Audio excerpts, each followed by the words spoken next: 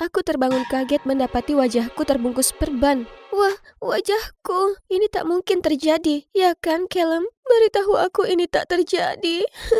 Tepat setelahnya, dokter memasuki ruangan. Nona, sayangnya kaca dari jendela mobil telah menyebabkan trauma berat pada kulit Anda. Sementara dokter lanjut bicara, kurasa diriku tak fokus dan mulai panik. Wajahku ini segalanya.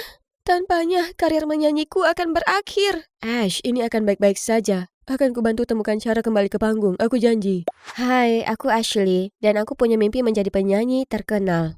Aku dulu bernyanyi sebagai pengamen jalanan. Kemudian suatu hari seorang pria tampan dan sopan mendatangiku. Aku Callum, pencari bakat, dan aku percaya dengan suara malaikat dan kecantikan yang langka. Kau punya bakat jadi seorang bintang. Itu adalah cinta pada pandangan pertama, dan tak hanya aku dapat manajer, tapi juga pacar yang tampan. Dia mengatur supaya aku tampil di kafe bar dan restoran tanpa henti. Aku menikmatinya, tapi harus kuakui aku juga kelelahan. Dan itulah saat Kela menyarankan kalau kugunakan autotune dan lip sync untuk menjaga tenggorokanku. Aku tahu ini tak benar, tapi kau kelelahan dan aku tak tega melihatnya. Kau tahu ini tak untuk selamanya. Kurasa dengan cara itu, kau bisa fokus dandan dan biarkan orang kagumi wajah cantikmu. Mendengar ini membuatku sedih, tapi kamu tahu apa yang dia bicarakan, jadi aku percaya padanya. Sementara api dalam diriku untuk tampil di panggung profesional masih menyala hebat. Kemudian suatu hari dia memberitahuku berita baik yang tak terduga. Tak ada lagi pertunjukan kecil. Perusahaan terkenal Dream M Entertainment sedang mengadakan audisi untuk mencari bintang besar berikutnya. Aku sudah mengurus semuanya. Kau hanya harus 100% percaya diri saat tampil. Ini dia, waktuku untuk bersinar akhirnya tiba. Tapi kemudian malam itu, saat berkendara pulang dan berlatih bernyanyi, aku batuk tak terkendali. Aku kehilangan fokus di jalan sekejap saja dan tak melihat ada mobil mendekat hingga semuanya menjadi gelap. Dan hal berikutnya yang kutahu, aku terbangun di rumah sakit terlihat seperti Frankenstein dan meyakini mimpi besarku kini berantakan. Setelah 2 bulan di rumah sakit, sebagian besar luka goresku sembuh dan cuma ada luka yang cukup dalam pipiku. Hanya beberapa hari lagi hingga audisi dan aku tak bisa muncul dengan tampang seperti ini. Ini adalah kesempatan sekali seumur hidup. Bisa ditutup dengan make up atau mungkin dengan masker, pasti ada sesuatu. Tapi dokter mengatakan aku tak boleh pakai make up hingga wajahku sembuh sempurna karena itu bisa menimbulkan infeksi. Dan jika aku naik ke panggung pakai masker, orang pasti akan bertanya-tanya. Kemudian mata Callum tiba-tiba menuju foto yang ada di rak. Ash, ini adalah jawabanmu. Panggil adikmu untuk menggantikanmu hingga lukamu sembuh. Maksudmu, Bridget? Si aneh itu? Tak mau. Ya, aku memang punya saudara kembar, tapi kami tak dekat, jelas. Orang tuaku cerai saat kami 7 tahun dan pengadilan memutuskan aku tinggal dengan ayah dan Bridget dengan ibu. Aku punya kehidupan yang baik dengan ayah karena dia membelikanku semua pakaian yang kuinginkan. Tapi Bridget adalah anak tomboy yang tak peduli akan mode. Terakhir kali melihatnya, dia pakai baju yang sudah usang semua. Kurasa tampilannya yang murung, penyendiri, cemberut seperti sedang sembelit itu adalah gayanya. Ku coba bicara dengannya di kampus, tapi dia selalu meremehkanku. Dan seperti itulah, kami akhirnya malah jadi asing, bukannya menjadi saudara. Dan sekarang katamu aku harus mengemis untuk minta bantuannya? Tidak. Aku paham kalian berdua tak dekat. Tapi jelas kau bisa kesampingkan dulu perbedaan kalian untuk kesempatan sekali seumur hidup untuk meraih mimpimu. Kurasa Callum ada benarnya, jadi aku setuju. Hanya saja tak sesederhana itu, karena aku tak punya nomor Bridget dan dia menolak menggunakan sosial media. Kalian tahu, untuk menyesuaikan aura dingin dan cueknya. Tunggu dulu, aku ingat dia pernah merenggut padaku di balik meja cepat saji yoyo. Mungkin dia masih kerja di sana? Aku langsung menyamar dan menuju ke sana. Oh, itu dia. Aku mulai menghampirinya dan menjelaskan apa yang terjadi. Lalu tanya apa dia mau menjadi duplikatku untuk audisi, tapi dia tak peduli. Minggir. Aku tak bisa tampil seperti ini. Kumohon, ini segalanya bagiku. Bukan urusanku, aku punya pekerjaan untuk diselesaikan. Lihat, aku tak bisa hanya menyerah seperti ini. Jadi ku pesan makanan dan duduk di sana menunggunya untuk berubah pikiran. Sudah waktunya tutup. Aku hendak pergi saat kulihat Bridget dan bosnya saling berdebat. Astaga, inilah kenapa tak ada bagusnya memperkerjakan remaja. Ku pekerjakan kau karena kau memohon pekerjaan itu. Saya minta maaf, Pak, saya... Sial, mulai hari ini kau akan bekerja tanpa gaji selama 3 bulan. Tidak, Pak, saya butuh uang. Anda bahkan tak menggaji saya bulan lalu. Hei, apa yang kau lakukan? Pergi, kau bisa kerja di mana saja, tapi jangan di sini bersama bedebah ini. Apa? Dan kau, pergilah sebelum aku melaporkanmu ke polisi. Apa yang kau cari? Lagi pula kenapa kau harus bekerja di sini? Bukankah ibu memberimu uang saku yang cukup banyak? Jangan belagak seolah kau peduli. Bagaimana mungkin gadis manja sepertimu akan mengerti? Apa maksudmu? Intinya kau butuh uang, ya kan? Aku bisa bantu. Bridget tak menjawab, tapi kulihat di balik persona nona cueknya. Jika kau menggantikanku sampai aku sembuh, maka aku akan membayarmu. Cek besar yang bernilai 10 kali lipat dari apa yang kau hasilkan di sini. Oh ya, hanya kita berdua dan manajerku yang tahu soal ini, jadi jangan khawatir. Kemudian aku memberinya nomorku dan menyuruhnya mengirimiku pesan saat dia sudah membuat keputusan. Dengan enggan dia menerimanya dan pergi begitu saja. Tapi di malam itu sebuah pesan dari nomor tak dikenal muncul. Oke, aku setuju, kau sebaiknya membayarku dengan pantas. Aku langsung telepon Callum dan memberitahunya berita baik itu. Sekarang waktunya mengubah Bridget untuk menjadi aku sementara. Normalnya, aku dan Callum menjaga hubungan kami diam-diam untuk menjaga profesionalisme. Sama juga dengan sekarang, kami merahasiakannya dengan Bridget. Callum menjelaskan ke Bridget yang perlu dia lakukan hanyalah untuk tampil cantik dan melakukan lip sync. Tapi astaga, gadis itu hanya bisa menguap. Omong kosong ini terlalu ketat dan menyesakkan. Berhentilah menggaruk seperti monyet. Kutunjukkan padanya cara berdiri tegak dan berjalan seperti diva. Dan membuatku sangat terkejut saat dia berkata dia tak pernah mendengar skincare. Tak heran kulitnya sekering gurun Sahara dan pori-porinya sedalam dan sebesar black hole. Jangan khawatir, para penyihir di sini akan memberimu transformasi ajaib. Wah, dia terlihat persis sepertiku, hanya tanpa luka. Bahkan Callum juga terkesan. Dia langsung menawarkan untuk membantunya masuk ke mobil dan mengantarnya ke tempat audisi. Kurasa wajar untuk Callum tetap berada di sampingnya. Sekarang bukan waktunya untuk kecemburuan konyol, Ashley. Aku menyamar sebagai asisten Bridget dan dengan gugup menunggu di belakang panggung. Audisinya bagai mimpi buruk. Lip sync Bridget tak cocok dengan audio yang telah direkam sebelumnya. Dan dia menari seolah dia punya 2 kaki yang tertinggal. Akhirnya penampilan itu selesai dan juri pertama yang berkomentar adalah David Knights alias penyihir musik, ahli komposer, dan raja melodi. Aku kenal orang ini. Dia pasti seorang dewa di kehidupan nyata. Nyanyianmu suram dan tarianmu sangat buruk. Apa kau tersesat mencari toilet dan tak sengaja naik ke panggung? Punya wajah cantik tak cukup untuk membuatmu tetap di sini. Juri yang duduk di sebelah David tiba-tiba mengambil mic. Tunggu, dia adalah CEO dari Dream M. Kau salah, David. Kecantikan juga merupakan bakat. Dia adalah berlian yang masih kasar dan hanya butuh sedikit dipoles agar bersinar. Setelah pertunjukan, Callum sangat senang saat dia diberitahu Bridget bahwa dia akan jadi talent di Dream M dan akan segera jadi bintang. Aku juga sangat gembira sampai-sampai kulingkarkan tanganku ke Bridget, tapi dengan dingin dia mendorongku menjauh. Cukup untuk hari ini. Sejak itu kami bertiga setuju kalau Bridget akan tampil di panggung, sementara aku rekaman di studio. Sisi buruknya yaitu menghadapi David, juri yang sulit saat audisi yang bertanggung jawab atas sesi rekamanku. Satu-satunya yang bagus darimu cuma wajahmu, jadi kenapa sembunyi di balik masker itu? Jika kau harus tahu, aku tak sempat bermake up. Sudah puas? Sorry, kau bilang apa? Terlalu dini untuk menghadapi orang brengsek seperti itu. Jadi aku diam saja dan fokus pada sesi itu. Menyanyimu sudah sangat berkembang sejak audisi. Hanya saja masih kurang menjiwai. Terima kasih. Debutku hanya beberapa hari lagi, tapi semuanya tak berjalan lancar.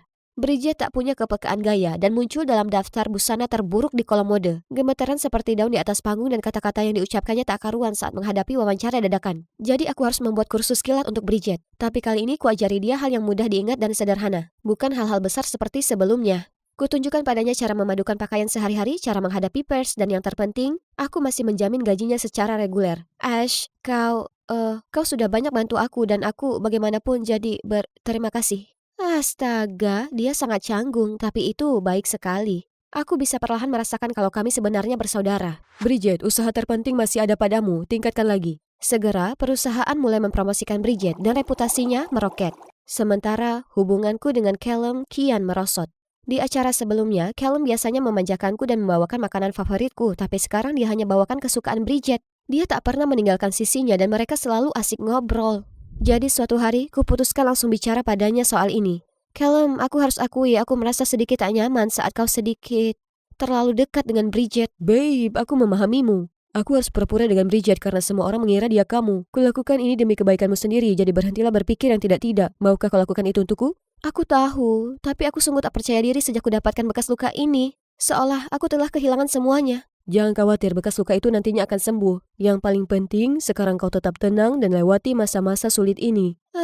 Benar. Aku seketika lupa kalau aku sedang mengupayakan tujuan yang lebih besar. Ku coba yakinkan diriku sendiri mereka hanya berdedikasi ke pekerjaan mereka dan bahwa lukaku akan segera sembuh dan aku bisa kembali jadi diriku. Aku masih pergi ke rumah sakit setiap minggu untuk tindak lanjut dan perawatan. Sudah mulai memudar, bukan? Aku butuh membebaskan diri, jadi aku pergi ke studio untuk bernyanyi sepenuh hati. Aku yakin tak seorang pun akan ada di sana di waktu malam seperti ini, tapi ternyata aku salah. Yang mengejutkan, saat melihatku, pria itu tak mengusirku pergi. Malah dia sebenarnya senang. Burung hantu juga rupanya. Mulailah bernyanyi kalau begitu. Akan kuberi pendapatku yang bermanfaat. Aku terkejut dengan sifat ramah ini, tetapi aku menerimanya. David sosok yang beragam. Tapi tidak dapat disangkal kalau dia sangat berbakat dan menghasilkan karya-karya besar. Aku bernyanyi dan dia memberiku beberapa tips dan petunjuk yang berguna. Kupikir kau terlalu angkuh untuk mendengarkan bimbinganku, tapi ternyata aku salah. Iya, awalnya aku menganggapmu menyebalkan, tapi kuapresiasi bantuanmu dan kuhargai masukanmu. Sepertinya sebenarnya ada orang baik di balik sosok seram itu. Maaf, apa katamu? Aku tak akan mengulanginya 2 kali. Lalu aku mulai menggumamkan beberapa baris lagu yang kutulis, tapi tak kusadari kunyanyikan itu dengan keras hingga sudah terlambat. Lagu itu bagus, milik siapa? Sebenarnya aku yang menulisnya, tak perlu mengolok. Tidak sama sekali. Aku tak tahu kau punya bakat menulis lagu. Kemarilah, biar ku dengar keseluruhan lagunya. Jadi kami duduk bersama dan yang mengherankan energi kami sangat cocok satu sama lain. Sebenarnya kau merupakan orang pertama yang menganggap serius kemampuanku. Maaf. Hei, berhentilah berpura-pura. Sebenarnya aku tak Perlahan, Bridget sepertinya menemukan cara bagaimana bersikap sepertiku dan popularitasnya meningkat. Dia tak lagi terlihat lesu dan lebih memperhatikan penampilannya. Bahkan Callum mengatakan bagaimana dia hanya bisa membedakan kami dari lukaku. Sejak saat itu Callum mengatakan Bridget bisa melakukannya sendiri. Jadi mereka ke berbagai pertunjukan tanpaku. Perasaan ini membuatku merasa tak nyaman. Di sisi lain, aku ingin Bridget bekerja dengan baik untuk membantuku. Di sisi lain, aku juga merasa sedikit kesal karena digantikan dengan mudahnya. Aku juga merindukan bagaimana Callum dulu memperhatikanku, tapi aku ingat apa yang dikatakannya tempo hari, dan tak seharusnya bertingkah kekanakan. Jadi aku berusaha alihkan perhatianku dengan melakukan apa yang paling kusuka, bernyanyi. Semua orang penuh sesak di pertunjukan Bridget agar dunia jadi milikku. Aku di studio berlatih lagu baruku saat tiba-tiba David masuk. Bisa kau jelaskan padaku kenapa kau ada di sini sementara juga tampil live di TV? Kenapa kau ada di sini? Apa itu penting sekarang? Siapa kau sebenarnya? Aku memohon padanya untuk diam, lalu dengan panik kutanggalkan maskerku dan memberitahunya semua. Maksudku, semuanya. Karena aku terlalu syok untuk mengarang alasan. Ini tak masuk akal. Aku tahu ini tak benar, tapi aku janji setelah...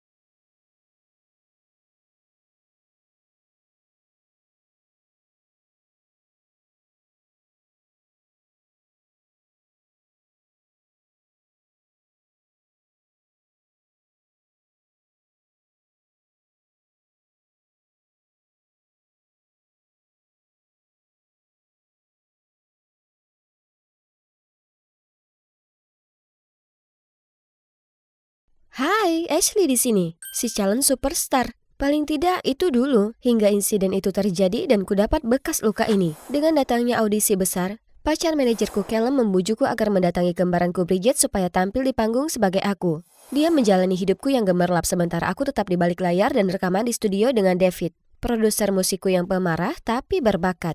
Seharusnya hanya sampai bekas lukaku sembuh, tapi kemudian dokter memberitahuku berita buruk. Bekas luka itu akan tetap ada. Kesal, aku ke rumah Callum untuk mendapat dukungan dan kulihat dia di sana bersama Bridget. Mereka mendekat untuk berciuman.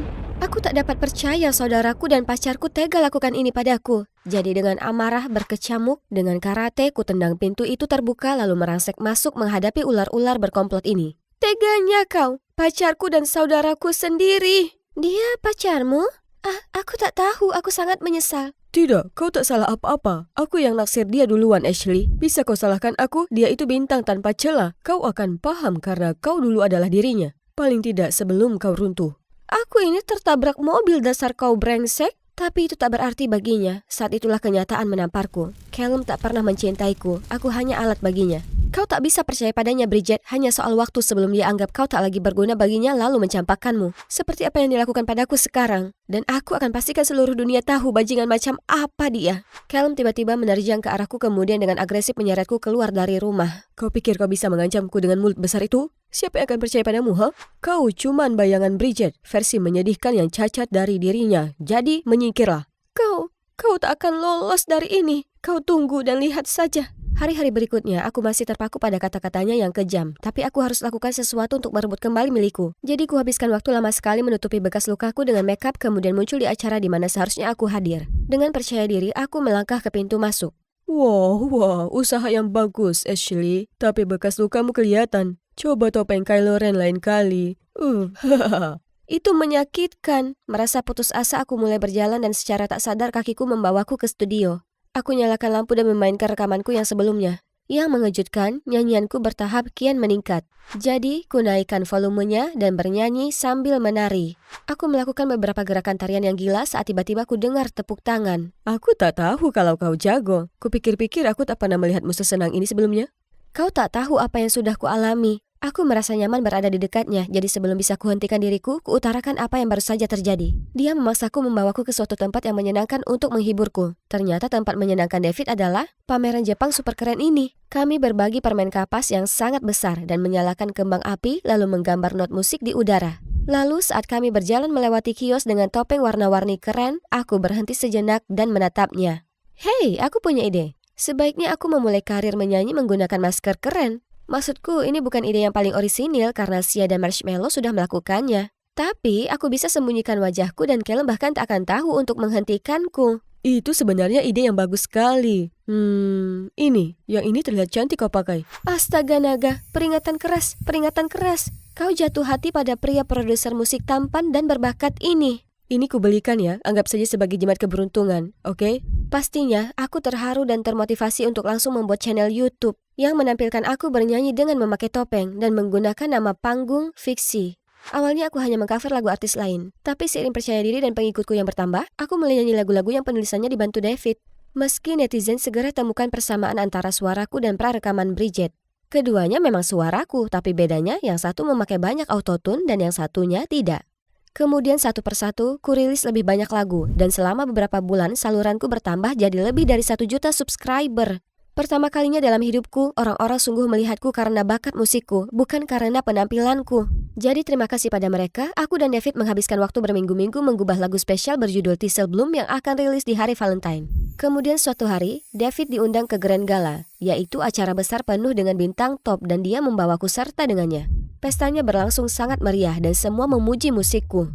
Aku berdansa sendiri sementara David membahas bisnis dengan produser musik. Tapi kemudian Bridget tiba-tiba muncul dan mencoba bicara padaku. Vixie, hai, aku suka penampilanmu. Aku mengacuhkannya dan beranjak pergi saat tiba-tiba aku merasakan gatal di tenggorokanku dan kurasakan wajahku mulai membengkak. Aku melihat ke bawah dan terkesiap saat kulihat kacang pikan di muffinku. Oh tidak, aku alergi kacang pikan. Aku berlari ke toilet dan melepaskan maskerku untuk bernapas saat pintu kamar mandi terbuka dan Bridget berjalan masuk. Ayolah Ash, aku sudah tahu itu kau. Maaf guys, pintunya sepertinya macet. Dia membanting pintu itu menutup dan berusaha membantuku. Aku tidak ingin bantuannya, tapi sepertinya aku tak punya banyak pilihan. Kupasang kembali topengku dan membiarkan dia melingkarkan jaket di pundakku dan menyelinapkan aku keluar dari sana. Dia menyuruh supirnya menjemput kami di belakang gedung dan membawaku pulang. Lalu dia memastikan aku meminum obat alergiku. Jangan harap aku berterima kasih padamu untuk ini. Tidak, aku... Setelah kau tinggal ke rumah Caleb, dia beritahu aku kau berhenti bernyanyi untukku dan kalau kau merestui kami. Tapi kemudian kulihat video fiksi yang viral. Aku langsung tahu itu kau dan dia telah berbohong padaku. Ya, dia pandai melakukan itu. Aku merasa sangat bersalah atas apa yang terjadi, jadi aku ingin menebusnya. Aku ingin kembalikan tempatmu sebagai penyanyi. Kau serius? Tentu saja. Aku sangat lega kau belum menyerah pada mimpimu. Kau tak tahu betapa hebatnya suaramu. Sebenarnya aku tahu, tapi aku tak bisa menerima semua pujian itu. David membantuku membuat lagunya dan kami sebenarnya akan merilisnya pada Valentine ini. Sungguh, aku tak sabar untuk mendengarnya. Baiklah, kau bisa mendengar demonya jika kau mau. Dia suka sekali lagu itu dan aku harus akui, terasa menyenangkan ada saudara kembarku kembali. Beberapa hari setelahnya aku sudah benar-benar pulih dari serangan alergiku dan merasa bersemangat dengan dirilisnya lagu baruku. Tapi kemudian aku melihat laptopku dan melihat Bridget telah merilis lagu baru, Thistle Bloom. Laguku. Aku langsung menelpon Bridget untuk mencari tahu apa yang terjadi. Terkejut, ya kan? Sekarang kau tahu bagaimana perasaanku. Aku selalu di bawahmu. Sekarang waktunya kau yang jadi pecundang. Oh, dan ngomong-ngomong, aku dan Caleb resmi pacaran. Dia memilihku daripada kau. Begitu juga para penggemarmu. Mereka pastinya tak akan dibodohi. Akan kutunjukkan mereka kebenarannya. Aku segera online dan bersikeras kalau lagu itu adalah karyaku. Tapi tak hanya para netizen tak percaya padaku, tapi mereka ingin aku diboikot. Peniru Ashley ini sangat tragis. Selalu menganggap gadis bertopeng ini mencurigakan. Dia kira dia begitu licik mau mencuri lagu Ashley. Aku harus menyaksikan jumlah subscriberku merosot. Semua kerja kerasku sia-sia. Kumatikan ponselku dan hanya duduk di ruang gelap berharap aku cantik lagi. Mungkin dengan begitu orang akan mempercayaiku. Tiba-tiba pintu terbuka dan masuklah David. Kau mengabaikan panggilan dan pesanku, jadi aku datang memeriksa apa kau baik-baik saja. Sepertinya tidak. Tidak, aku ini buruk rupa dan sekarang karirku berakhir. Karirmu belum berakhir hanya karena penampilanmu. Apa kau tak bisa lihat? Kau ini sangat berbakat dan kau sudah siap menjadi artis hebat. Itulah kenapa Bridget sangat iri dan tak percaya diri. Dia harus mencuri karyamu. Lalu, orang-orang masih percaya pada Bridget karena dia cantik. Tak ada yang mau percaya pada gadis bertopeng yang mencurigakan ini yang terlalu takut untuk menunjukkan wajahnya yang cacat. Dengar, aku tutup telinga dengan kata-katamu barusan. Tapi kau tak boleh biarkan kemunduran kecil seperti ini menghentikanmu melakukan apa yang kau sukai. Dia kemudian mengeluarkan sesuatu dari telinganya. Tunggu, apa itu alat bantu dengar? Pendengaranku mulai menurun saat usiaku 15 tahun. Saat ku beritahu semua orang aku ingin bekerja di industri musik, mereka semua menganggap aku delusional. Tapi 5 tahun kemudian, lihat aku sekarang. Tentu ini juga sulit bagiku, tapi tak pernah ku biarkan kekuranganku jadi penghalang mimpiku. Kau sungguh melakukannya? Maaf, apa katamu? Oh, itu sebenarnya sangat masuk akal. Jika David bisa mengatasi hal ini dan terus menggubah dan memproduksi musik luar biasa, maka bisa kuatasi masalah citra diriku dan jadi penyanyi sesungguhnya dengan kemauanku sendiri dan di atas namaku. Aku mulai melihat-lihat fanpage lamaku dan menemukan bahwa Bridget akan mengadakan konferensi pers untuk rilis album terbarunya dan menampilkan Thistle Bloom. Kususun rencana ke sana sebelum dirinya. Dan itu termasuk David yang melubangi ban mobilnya sendiri dan membuat Bridget serta timnya terjebak macet. Di panggung konferensi, aku gemetar hebat, tapi segera setelah ku dengar audiens meneriakkan namaku, aku tahu aku bisa lakukan ini. Aku melangkah ke panggung dan saat para penonton terlalu kaget untuk sempat bereaksi, langsung ku mulai tampilan versi akustik Thistle Bloom. Dan para penonton terdiam. Aku bisa lihat dari mata mereka tergerak. Kemudian layar di belakangku menyala, memainkan videoku dan David sedang mengerjakan lagu itu. Kemudian penampilanku selesai, para penonton riuh bertepuk tangan. Aku diliputi kegembiraan, tapi kemudian seorang reporter tiba-tiba berdiri dan bertanya, "Apa kau penyanyi bertopeng fiksi? Kenapa kau ada di sini? Bukannya Ashley?" Aku tahu ini momen kebenaranku, jadi ku hela napas panjang lalu melepaskan topengku. Aku sebenarnya Ashley yang asli. Para penonton terhenyak kaget. Kegaduhan mulai menyebar. Kudapatkan bekas luka ini dari kecelakaan mobil. Aku begitu haus ketenaran, tapi percaya aku tak bisa menjadi bintang karena bekas luka ini. Jadi ku minta saudara kembarku Bridget gantikan posisiku. Aku minta maaf karena telah menipu kalian seperti itu dan aku janji mulai sekarang, aku akan selalu jujur pada diri sendiri, dengan atau tanpa bekas luka. Kemudian aku turun dari panggung dan berjalan melewati Bridget yang berusaha kabur dari reporter. Dia melihat sekeliling dan memanggil nama Callum untuk minta tolong, tapi gaya tipikal Callum, dia berusaha berbaur di kerumunan. Ashley, apakah ide bertukar saudara kembar ini idemu? Bukan, sebenarnya itu ide mantan manajerku alias ide mantan pacarku yang selingkuh. Bukankah begitu, Callum? Aku melihatnya terlihat malu saat mereka mengerumuninya. Sepertinya dia akan mendapat kesulitan dalam karirnya ke depan. Itu karma untukmu. Kemudian aku berjalan keluar dari sana dengan David yang menunggu di pintu, meninggalkan seluruh hiruk-pikuk di belakangku. Aku mulai menjalani kehidupan dengan cara yang kuinginkan dan aku tak lagi peduli apa yang direncanakan Bridget dan Callum. Kemudian suatu hari aku sedang berkendara pulang dari studio saat kulihat Bridget dikelilingi oleh berandalan. Aku menelpon polisi dan kemudian memastikan dia baik-baik saja. Ternyata ibu terjerat hutang dan para penagih itu sekarang memaksa Bridget untuk membayar. Hidupku gagal. Aku berusaha jadi dirimu untuk lari dari kenyataan pahit ini. Tapi aku terbawa suasana dan ingin menggantikanmu. Aku tak punya pembenaran atas tindakanku. Hukum aku seperti kau mau. Aku terdiam sesaat, lalu akhirnya memutuskan untuk mengantarnya pulang. Sekarang semua masuk akal. Bridget membenciku karena dia sudah habiskan waktu bertahun-tahun menderita dengan ibu. Sementara aku mendapat hidup senang dengan ayah. Aku merasa kasihan padanya, karena bagaimanapun dia hanya korban dari pengabaian ibu. Jadi kugunakan uang yang telah dihasilkan Bridget saat jadi diriku untuk membayar hutang ibu. Lalu aku bicara pada ayah dan mengurus kepindahannya dengan kami. Semuanya tak sempurna di antara kami, tapi kami berusaha. Dia masih sangat pemalu dan mudi, tapi dia sudah jauh lebih baik daripada yang dulu. Aku belajar menerima bekas luka di wajahku dan jadi penyanyi sejati. Aku mungkin kurang populer, tapi kurasa aku cukup terkenal. Dan juga jadi inspirasi untuk para gadis muda yang merasa tak percaya diri dengan penampilan mereka. Dan apa kalian tahu, aku bahagia dengan itu. Yang terbaik dari semuanya, sekarang aku punya pacar yang lucu, baik hati.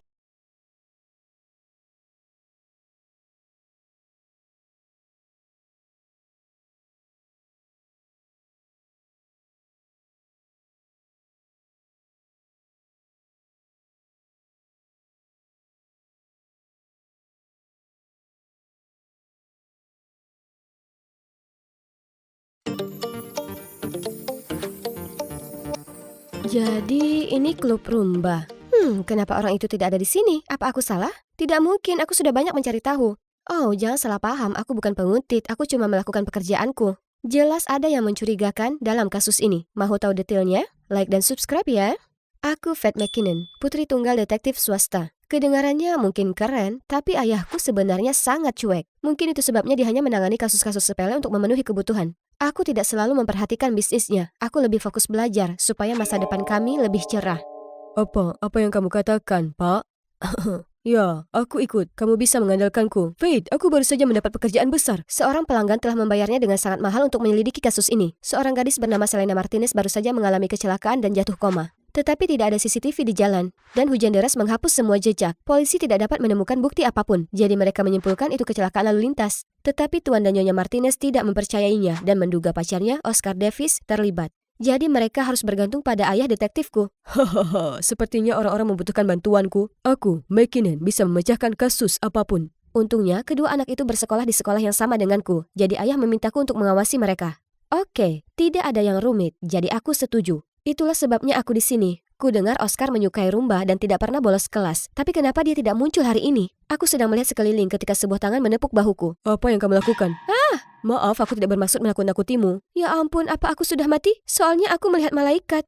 Lihat bulu matanya yang membingkai mata coklat yang indah itu dan rambut hitam panjangnya yang sangat mudah disentuh. Hei, kau masih bersamaku? Apa kau di sini untuk bergabung dengan guru rumba kita, Putri? Kalau begitu, kau datang ke orang yang tepat. Aku Zen, ketua klub ini. Ya, aku Faith. Aku suka rumba. Nah, bergabung dengan klub ini pasti akan membantuku dengan misiku, bukan? Tapi aku sama sekali tidak tahu apa-apa tentang tarian rumba ini. Astaga, bagaimana mereka bisa menari dengan sepatu hak tinggi seperti itu? Aku mencoba meniru siswa lain, tapi kakiku tidak mau mendengarkan. Membuatku tersandung dan untungnya, Zen menangkapku tepat pada waktunya. Apa kau baik-baik saja? Biar kutunjukkan dasarnya sebelum kau melukai dirimu sendiri atau orang lain. Lalu Zen membawaku ke samping dan kami mulai menari dengan lengannya melingkari pinggangku. Dengan setiap putaran, aku merasa seperti dia menarikku lebih dekat dan lebih dekat lagi dan aku tidak bisa berhenti tersipu. Apa rumba seharusnya selalu seperti itu? Kemudian mata kami bertemu, tatapannya begitu lembut dan mempesona. Dan marah, Zen berhenti di tengah dan wajahnya menjadi gelap. Tepat di pintu ada Oscar. Zen segera menyeretnya keluar. Aku diam-diam mengikuti mereka. Aku melihat mereka bertengkar di sudut. Hentikan aktingmu. Biarkan aku melihat Selena, ku mohon. Kau masih punya nyali meminta untuk bertemu dengan adikku setelah apa yang kau lakukan padanya? Berapa kali aku harus memberitahumu bahwa aku tidak ada hubungannya dengan kecelakaannya? Teruslah berbohong semaumu, tapi aku akan menemukan bukti. Kau akan segera membayar untuk apa yang kau lakukan. Zen, saudara laki-laki Selena? Itu berarti kita berada di perahu yang sama. Penyelidikan bisa berjalan jauh lebih lancar jika aku tahu ini lebih awal. Aku langsung menemui Zen dan berkata, Selena Martinez adalah saudara perempuanmu? Ya, kenapa kau? Aku membantu menyelidiki kecelakaannya. Oh, benarkah? Zen ternyata kooperatif dan membantuku menjawab beberapa pertanyaan untuk penyelidikan.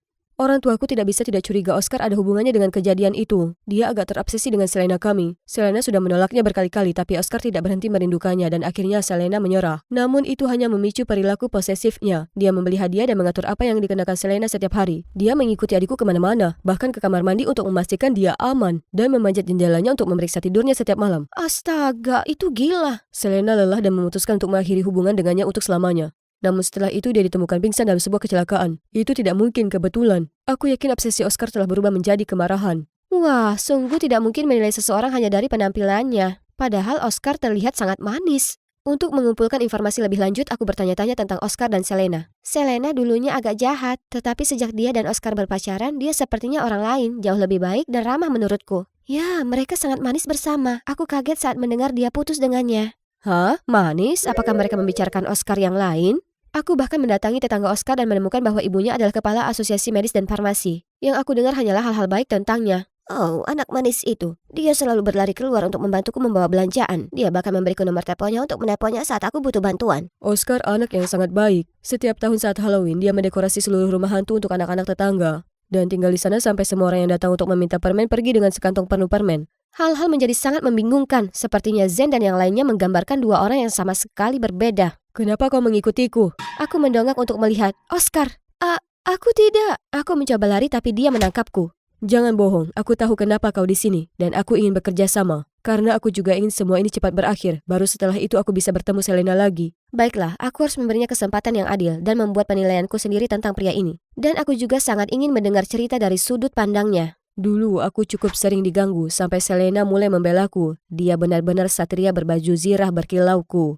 Dan saat itulah aku tahu aku telah jatuh cinta padanya. Dan dia benar-benar menyukaiku. Saat itulah dia kerja amal bersamaku untuk pertama kalinya. Dan kami kebetulan bertemu di klub rumba dan menjadi pasangan. Kami bahagia dan saling mencintai. Selena bahkan membelikanku hadiah dan merencanakan kencan kejutan. Semuanya baik-baik saja, bahkan luar biasa. Tapi tiba-tiba dia putus denganku, lalu mengalami kecelakaan. Aku hanya ingin tahu apakah dia baik-baik saja. Pria ini tampak sangat tulus, bahkan agak konyol. Dia tidak mungkin menjadi orang yang bisa merencanakan rencana penuh kebencian, ya kan? Tapi kenapa tidak ada yang cocok dengan apa yang dikatakan Zen sebelumnya? Salah satu dari mereka pasti berbohong. Tapi siapa? Keadaan menjadi membingungkan. Namun malam itu, saat aku tiba di rumah, ayahku memberitahuku bahwa ia menemukan kamera dashboard dari mobil lain yang merekam momen saat mobil Oscar menabrak mobil Selena. Kasus ditutup. Siapa sangka kasus senilai $15.000 seperti ini bisa diselesaikan dengan mudah. Aku benar-benar jenius. Hahaha. Dengan kecepatan seperti ini, aku akan menjadi jutawan sebelum kalian menyadarinya. Hah? Cuma itu? Tidak, ada yang tidak beres di sini. Naluriku mengatakan bahwa Oscar si polos itu tidak mungkin menjadi dalang yang licik dan kejam di balik semua ini. Keesokan paginya aku dikejutkan oleh kegembiraan ayah yang keras. Aku jadi berita utama, sayang. Ternyata video itu menyebar seperti api di berita. Namun bukan itu saja, bagian lain dari cerita itu juga terungkap. Oscar, putra Dr. Davis, mencintai Selena Martinez tetapi ditolak. Jadi ia mengancam akan memberitahu ibunya untuk membatalkan lisensi kedokteran baru mereka. Selena masih menolaknya, sehingga keluarganya kehilangan izin obat dan mengalami kerugian besar. Sementara itu, Oscar menjadi sangat marah sehingga menyebabkan kecelakaan itu. Jadi ada konflik keluarga juga yang terlibat. Bukan hanya kisah cinta remaja. Melihat banyaknya komentar marah, aku sangat khawatir sehingga aku segera berlari ke klub rumba untuk mencari Oscar. Di sana aku menemukan Zen mencengkram kerah Oscar. Aku selalu tahu itu kamu. Bagaimana kamu akan menyangkanya sekarang? Tunggu, berhenti! Melihatku, Zen mengendurkan tinjunya. Kamu akan membayar untuk ini. Aku bersumpah aku tidak melakukannya. Aku tidak tahu dari mana video itu berasal. Tolong bantu aku. Aku juga merasa semuanya tidak semudah itu. Jadi aku pulang untuk memeriksa video itu lagi. Akhirnya aku menemukan sesuatu yang janggal. Jika benturan terjadi pada sudut itu, lengan kiri Selena pasti terluka. Tetapi tidak demikian menurut catatan rumah sakit.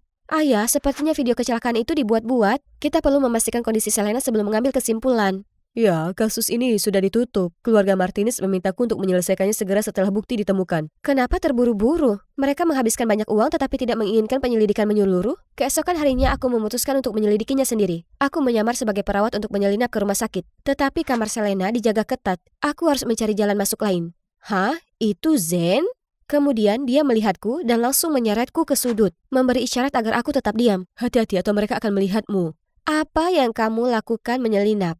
Aku takut orang tuaku melakukan sesuatu yang mencurigakan. Coba jelaskan. Aku dengar mereka bicara dengan pers untuk terus mengunggah artikel yang mencemarkan nama baik keluarga Oscar. Dan bahkan menyebut sesuatu tentang balas dendam. Jadi kamu mengikuti mereka ke sini?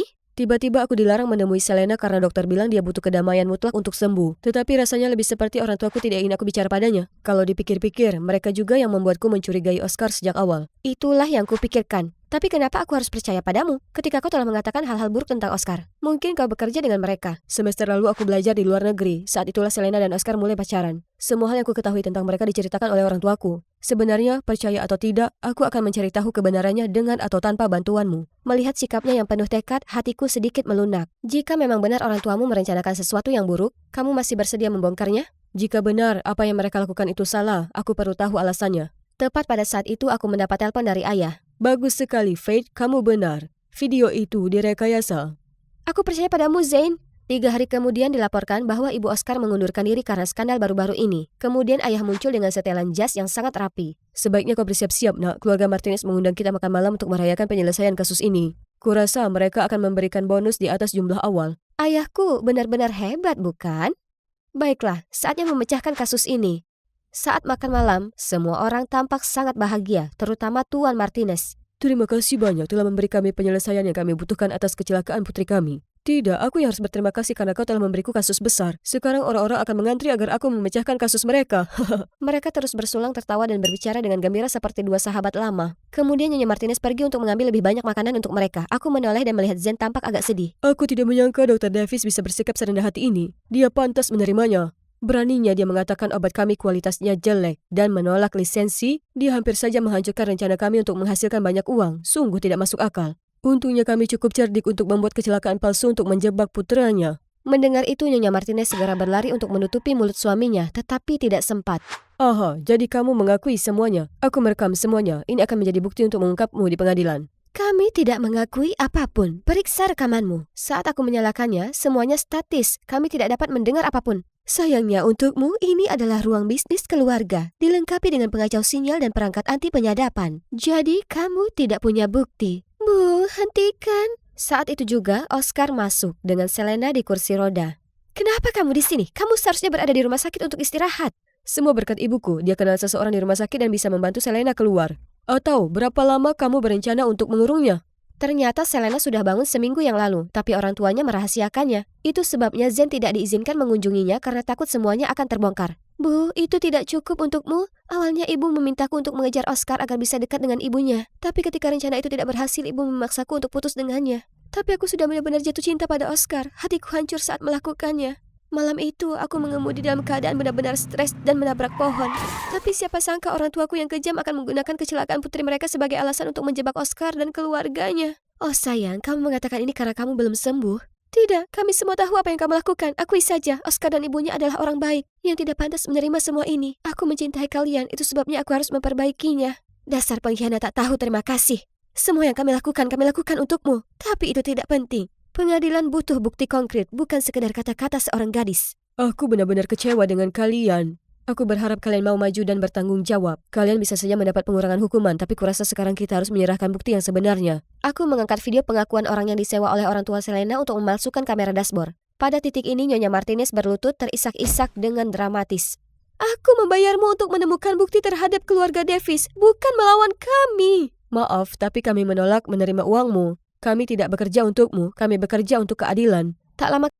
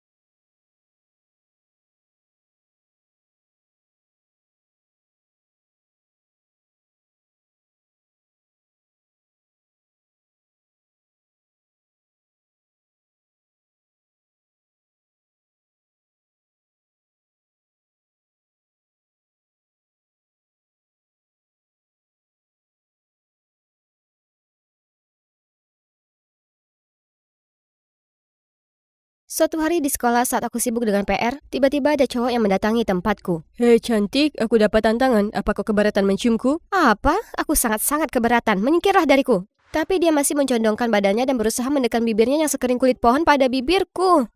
Tak mau. Yang kuberikan padanya adalah tamparan di wajahnya untuk mengguncang akal sehatnya. Ayolah, ini hanya permainan jujur atau tantangan. Tak perlu reaksi berlebihan seperti itu. Ya, itu dia. Beri saja dia ciuman, Cheryl. Dan jangan sok jual mahal. Tak setiap hari seseorang menawarkan ciuman padamu. Astaga, para cowok ini mungkin sebaiknya diberi pelajaran saja. Hei, hentikan. Ini permainan bagimu, tapi tidak untuknya. Dan dia berhak bersikap sesuai keinginannya. Hah? Andrew membela aku?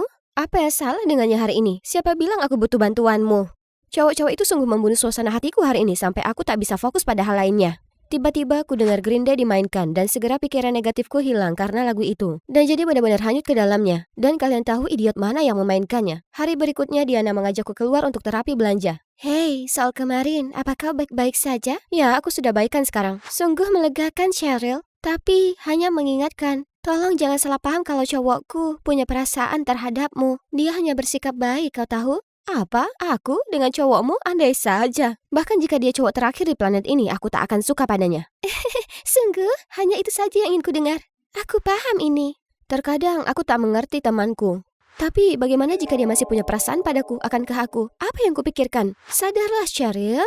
Setelah hari belanja yang seru, kami berpisah dan aku pulang mendapati Pak Hardy memakai celemek melakukan sesuatu di dapur. Oh, kau pulang. Juliana ada di Paris selama 2 minggu untuk urusan bisnis yang mendesak. 2 minggu?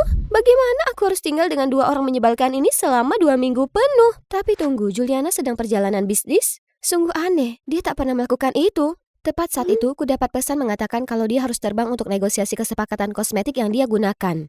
Ya, itu menjelaskan. Mungkin menikah membuatnya jadi lebih dewasa, kurasa begitu. Cheryl, mandilah, makan malam sudah menunggu, sudah kusiapkan kesukaanmu. Dan makanan yang Pak Hardy masak mengejutkannya sangat lezat. Yang lebih aneh, selama beberapa hari berikutnya, aku menyadari bersama dengan mereka bukan mimpi buruk seperti bayanganku. Pak Hardy tukang masak yang hebat dan selalu memperhatikan daftar kesukaanku. Jadi sebagai gantinya secara sukarela aku bersih-bersih. Kamu mencuci piring? Pastikan kau tak merusak apapun, biar ku selamatkan itu. Tak perlu. Kau perlu. Dia benar, aku tak bisa selesaikan semua sendiri. Kami bekerja dengan tenang saat kurasakan sesuatu yang dingin di pipiku. Dia memercikan air padaku. Dengan marah ku balas mencipratinya. Itu seru, kecuali betapa basahnya rambut dan baju kami. Astaga, kalian berdua ini umur berapa? Suatu hari saat makan malam, Andrew memintaku menemaninya pergi ke toko kelontong. Oke, baiklah, tapi aku tak mau bawa tas. Kemudian kami berjalan di sekitar perkampungan, kota di malam hari dengan lampu yang berkelip memberi efek yang menenangkan. Punyamu rasa coklat kan? Boleh ku coba segigit? Kemudian dimakannya kira-kira separuh es krimku. Ups, maaf, kau bisa makan punyaku. Tak apa. Sepertinya suasana hatimu sedang baik. Biasanya kau akan mengejarku sepanjang hari. Itu benar. Aku benci untuk mengakui, tapi sejak Andrew dan ayahnya pindah, aku lebih bahagia dan lebih rileks. Hei, apa aku mengatakan sesuatu yang salah? Dan entah kenapa kata-kataku terucap begitu saja tentang betapa kesepiannya aku di rumahku sendiri. Saat orang tuaku meninggal, Juliana adalah satu-satunya keluargaku, tapi dia begitu tenggelam dalam hobinya yang mentereng. Tak ada waktu untukku. Baru akhir-akhir ini dia habiskan lebih banyak waktu di rumah. Dan itu bagus. Aku tak tahu hal itu, Cheryl. Jadi kami punya banyak kesamaan lebih dari yang kukira. Sebenarnya masa kecilku juga tak seindah itu. Ibu dan ayahku bercerai saat aku 7 tahun. Kukira itu karena mereka tak ditakdirkan satu sama lain, tapi ternyata ibuku selingkuh, yang membuat ayah hancur dan menutup hatinya untuk semua orang, hingga bertemu dengan tantemu. Pak Hardy dan Andrew yang malang. Tanteku juga sebenarnya sudah berubah sejak dia bersama dengan Pak Hardy. Mungkin mereka pasangnya tepat untuk satu sama lain. Kami terus berjalan di sepanjang tepi sungai. Ngobrol dengan Andrew tak seburuk yang kubayangkan, atau bahkan menyenangkan dalam banyak hal. Tiba-tiba dia tersandung sesuatu dan jatuh ke tanah. Astaga, kau berdarah. Duduklah di sini, akan kubelikan plester. Tapi belum sempat aku pergi terlalu jauh, kusaksikan adegan yang kuharap tak kulihat. Sehari setelah Juliana kembali dari trip bisnis, ia segera mengadakan pertemuan keluarga dan mengumumkan yang tak terduga. Cheryl, Andrew, ada yang kami ingin beritahukan. Pak Hardy dan aku memutuskan hubungan kami harus berakhir. Apa? Kenapa begitu mendadak? Ayah? Pak Hardy tak berkata apapun, tapi sepertinya juga tak menerima hal ini dengan baik. Kemudian Andrew melihatku untuk penjelasan, tapi aku tak tahan melihat tatapannya. Hanya saja kami sadar kami tak cocok satu sama lain. Kalian sebaiknya segera pindah. Suasana hampa dan canggung meliputi ruangan. Berita itu sangat mengejutkan kami. Pak Hardy tetap diam hingga mereka hendak pergi. Kau sebaiknya memasak lebih sering untuk Cheryl. Dia suka tumis sayur. Hentikan, berhentilah bersikap seolah Anda memahamiku lebih dari tanteku. Keluarlah dari rumahku sekarang. Jaga dirimu, Cheryl. Mereka telah keluar dari kehidupan kami seperti apa yang selalu kuinginkan. Tapi perasaan menyakitkan apa ini? Berhari-hari setelahnya di sekolah, Andrew terus berusaha bicara padaku. Tapi aku menghindarinya dengan cara apapun hingga pernah dia mengejutkanku dan menarikku ke pojokan. Cheryl, beritahu aku kenapa mereka putus. Kau pasti tahu ada sesuatu, ya kan? Bukankah kau mendengar tanteku? Mereka coba tak cocok satu sama lain. Kau menyembunyikan sesuatu. Berhentilah menggangguku, kita tak ada hubungan lagi. Aku berjalan pergi secepat mungkin, melihat wajahnya adalah hal terakhir yang kuinginkan sekarang. Syukurlah Diana menemukanku. Aku minta maaf atas hal itu, Cheryl. Oh iya, kuputuskan Andrew. Ayah dan anak sama saja, lebih baik menjauh dari mereka semua. Ya, seharusnya seperti itu sejak awal. Semua berjalan dengan tenang selama sepekan. Selalu ada Diana dan hari-hariku segera dipenuhi dengan kehadiran dan perhatiannya. Aku merasa beruntung punya sahabat sepertinya yang ada di waktu seperti ini. Lalu suatu hari Andrew tiba-tiba mendatangiku dengan marah. Itu kau, ya kan? Apa? Kemudian dia menunjukkan padaku lipstik yang dia temukan di tas ayahnya. Dan bekas bibir di kemejanya juga. Itulah saat dia curiga Pak Hardy berselingkuh. Menyebabkan keretakannya dengan Juliana. Tapi ayah bilang dia tak mungkin melakukannya. Dan aku percaya padanya. Yang terjadi dengan ibu menghancurkan ayah. Jadi tak mungkin dia berlaku sama seperti orang lain. Yang mana menyisakan dirimu sebagai satu-satunya orang di balik hal ini. Benar kan? Apa? Kenapa ini di sini? Ya, itu aku. Memangnya kenapa? Tapi kenapa kau harus melakukannya? Bukankah ini? Hari berikutnya aku minta Diana menemuiku di kafe. Diana, tanteku dan Pak Hardy balikan. Apa kau bisa mempercayainya? Bagaimana itu mungkin? Satu lagi. Kau lupa meninggalkan ini di tempatku. Aku... Kenapa kau melakukan ini, Diana? Apa hanya karena kau takut aku akan mencuri Andrewmu? Sudah kubilang aku tak akan pernah mencuri pacar sahabatku. Ada apa ini? Bukankah kita hanya pura-pura pacaran, Diana? Andrew? Kalian berdua pura-pura pacaran? Tapi kenapa? Kemudian dia mengatakan bahwa dia baru saja pindah ke sini. Dia ingin bicara padaku untuk mengurai kesalahpahaman di masa lalu. Dengan harapan semuanya akan jelas dan mereka mungkin bisa balikan. Tapi Diana mendekatinya dan menyarankan mereka pura-pura pacaran untuk melihat bagaimana reaksiku terlebih dahulu. Kupikir itu ide bagus, jadi aku setuju.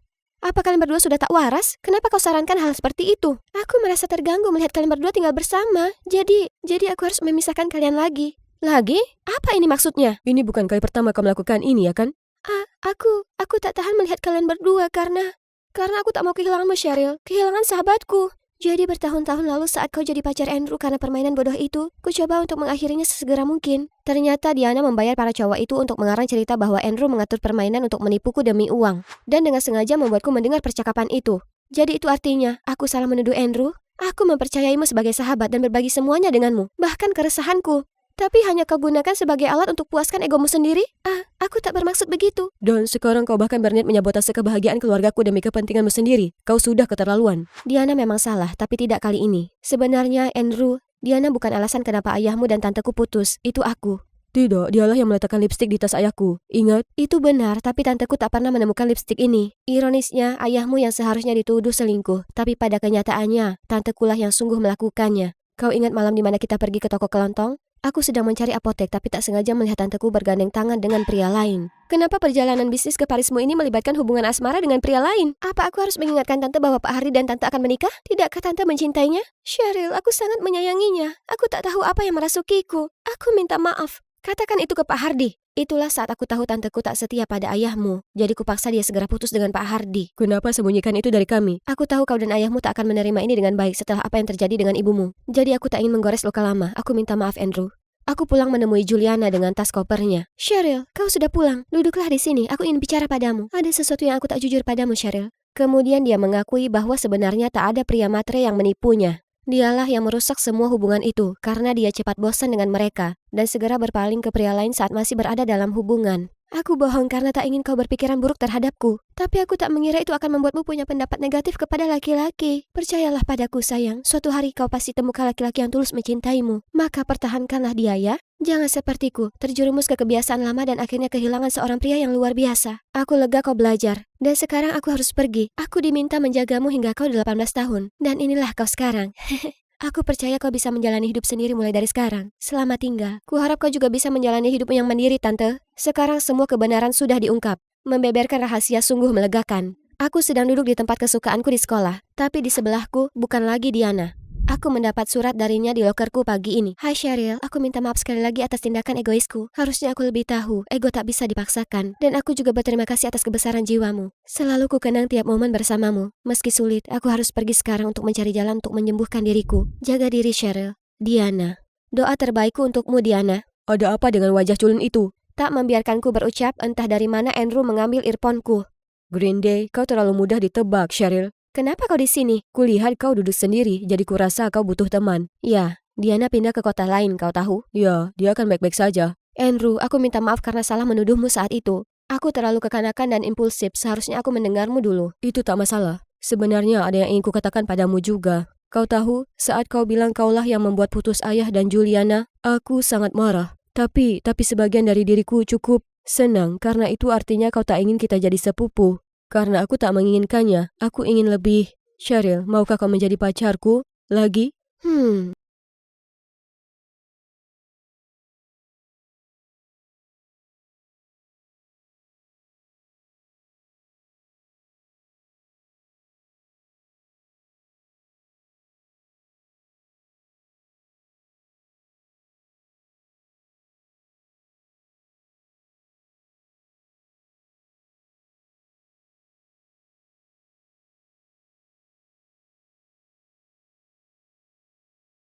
Hai, aku Aubrey, seorang gadis super cerdas dengan IQ 200 dan kalian harus siap untuk mendengar kisahku yang luar biasa. Sebelum aku lanjut, jangan lupa untuk klik suka dan berlangganan. Aku dibesarkan di sebuah desa kecil di pedesaan di mana orang-orang hidup dari bertani. Keluargaku berjuang memenuhi kebutuhan sehari-hari jadi aku hanya bisa bersekolah di sekolah biara.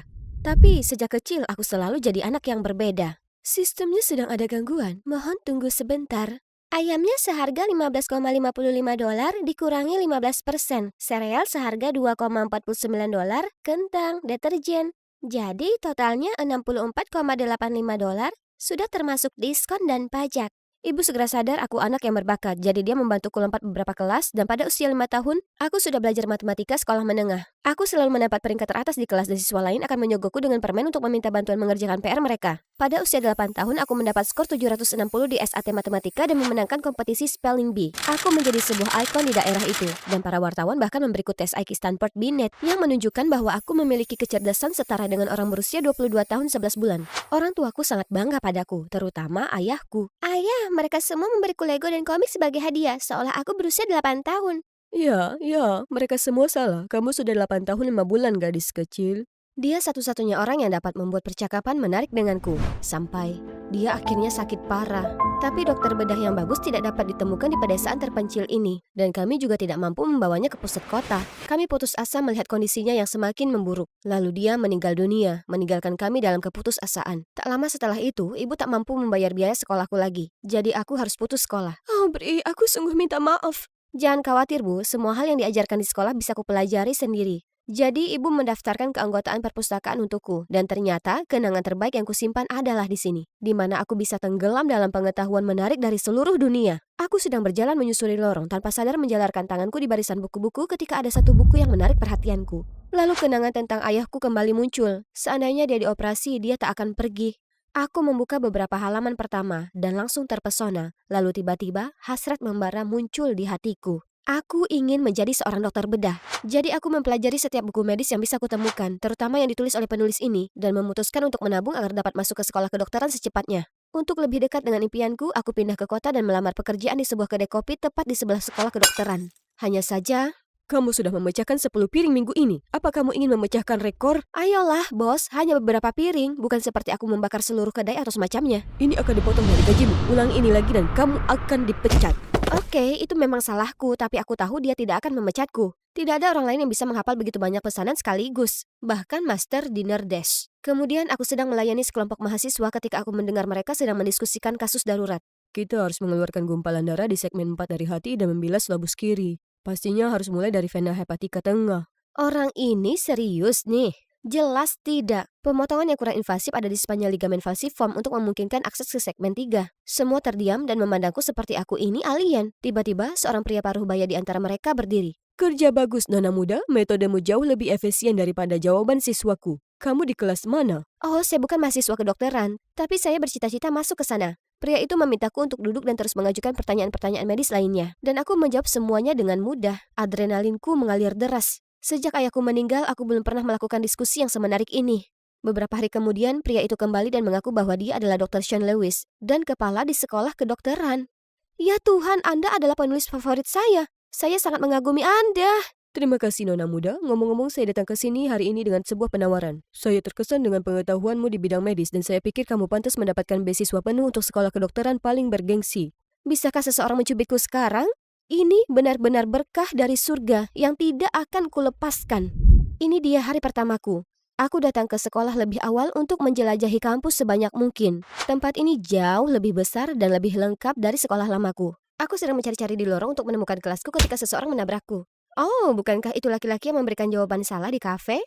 Dia dengan dingin meminta maaf dan buru-buru menuju ke kelas di sebelah sana. 412, itu juga kelasku. Aku mengetahui bahwa dia adalah Henry, murid terbaik di kelas. Tapi, jelas dia tak sehebat itu. Mereka akan melihatnya. Semua kelas teori tidak membuatku berkeringat, dan aku bahkan menemukan beberapa kesalahan yang dibuat oleh para profesor.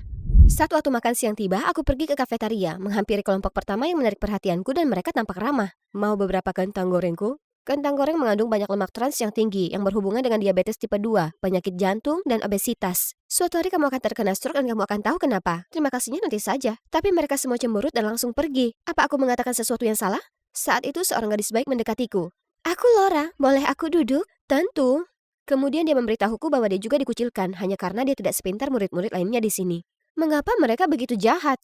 Hei, kenapa kamu terus terganggu oleh orang-orang toksik itu? Apa mereka menghargai perasaanmu? Ini bukan seberapa banyaknya teman, tapi tentang menemukan teman yang tahu nilai dirimu. Kamu benar. Ngomong-ngomong, aku Aubrey. Aku tahu aku berada di kelas yang sama denganmu pagi ini. Selain itu, caramu berdebat dengan profesor kita, wow, itu mengesankan. Laura dan aku dengan cepat menjadi teman. Sangat menyenangkan memiliki dia di sekitarku, yang benar-benar bisa melihat kecerdasanku dan selalu mendorongku untuk mengekspresikan diri.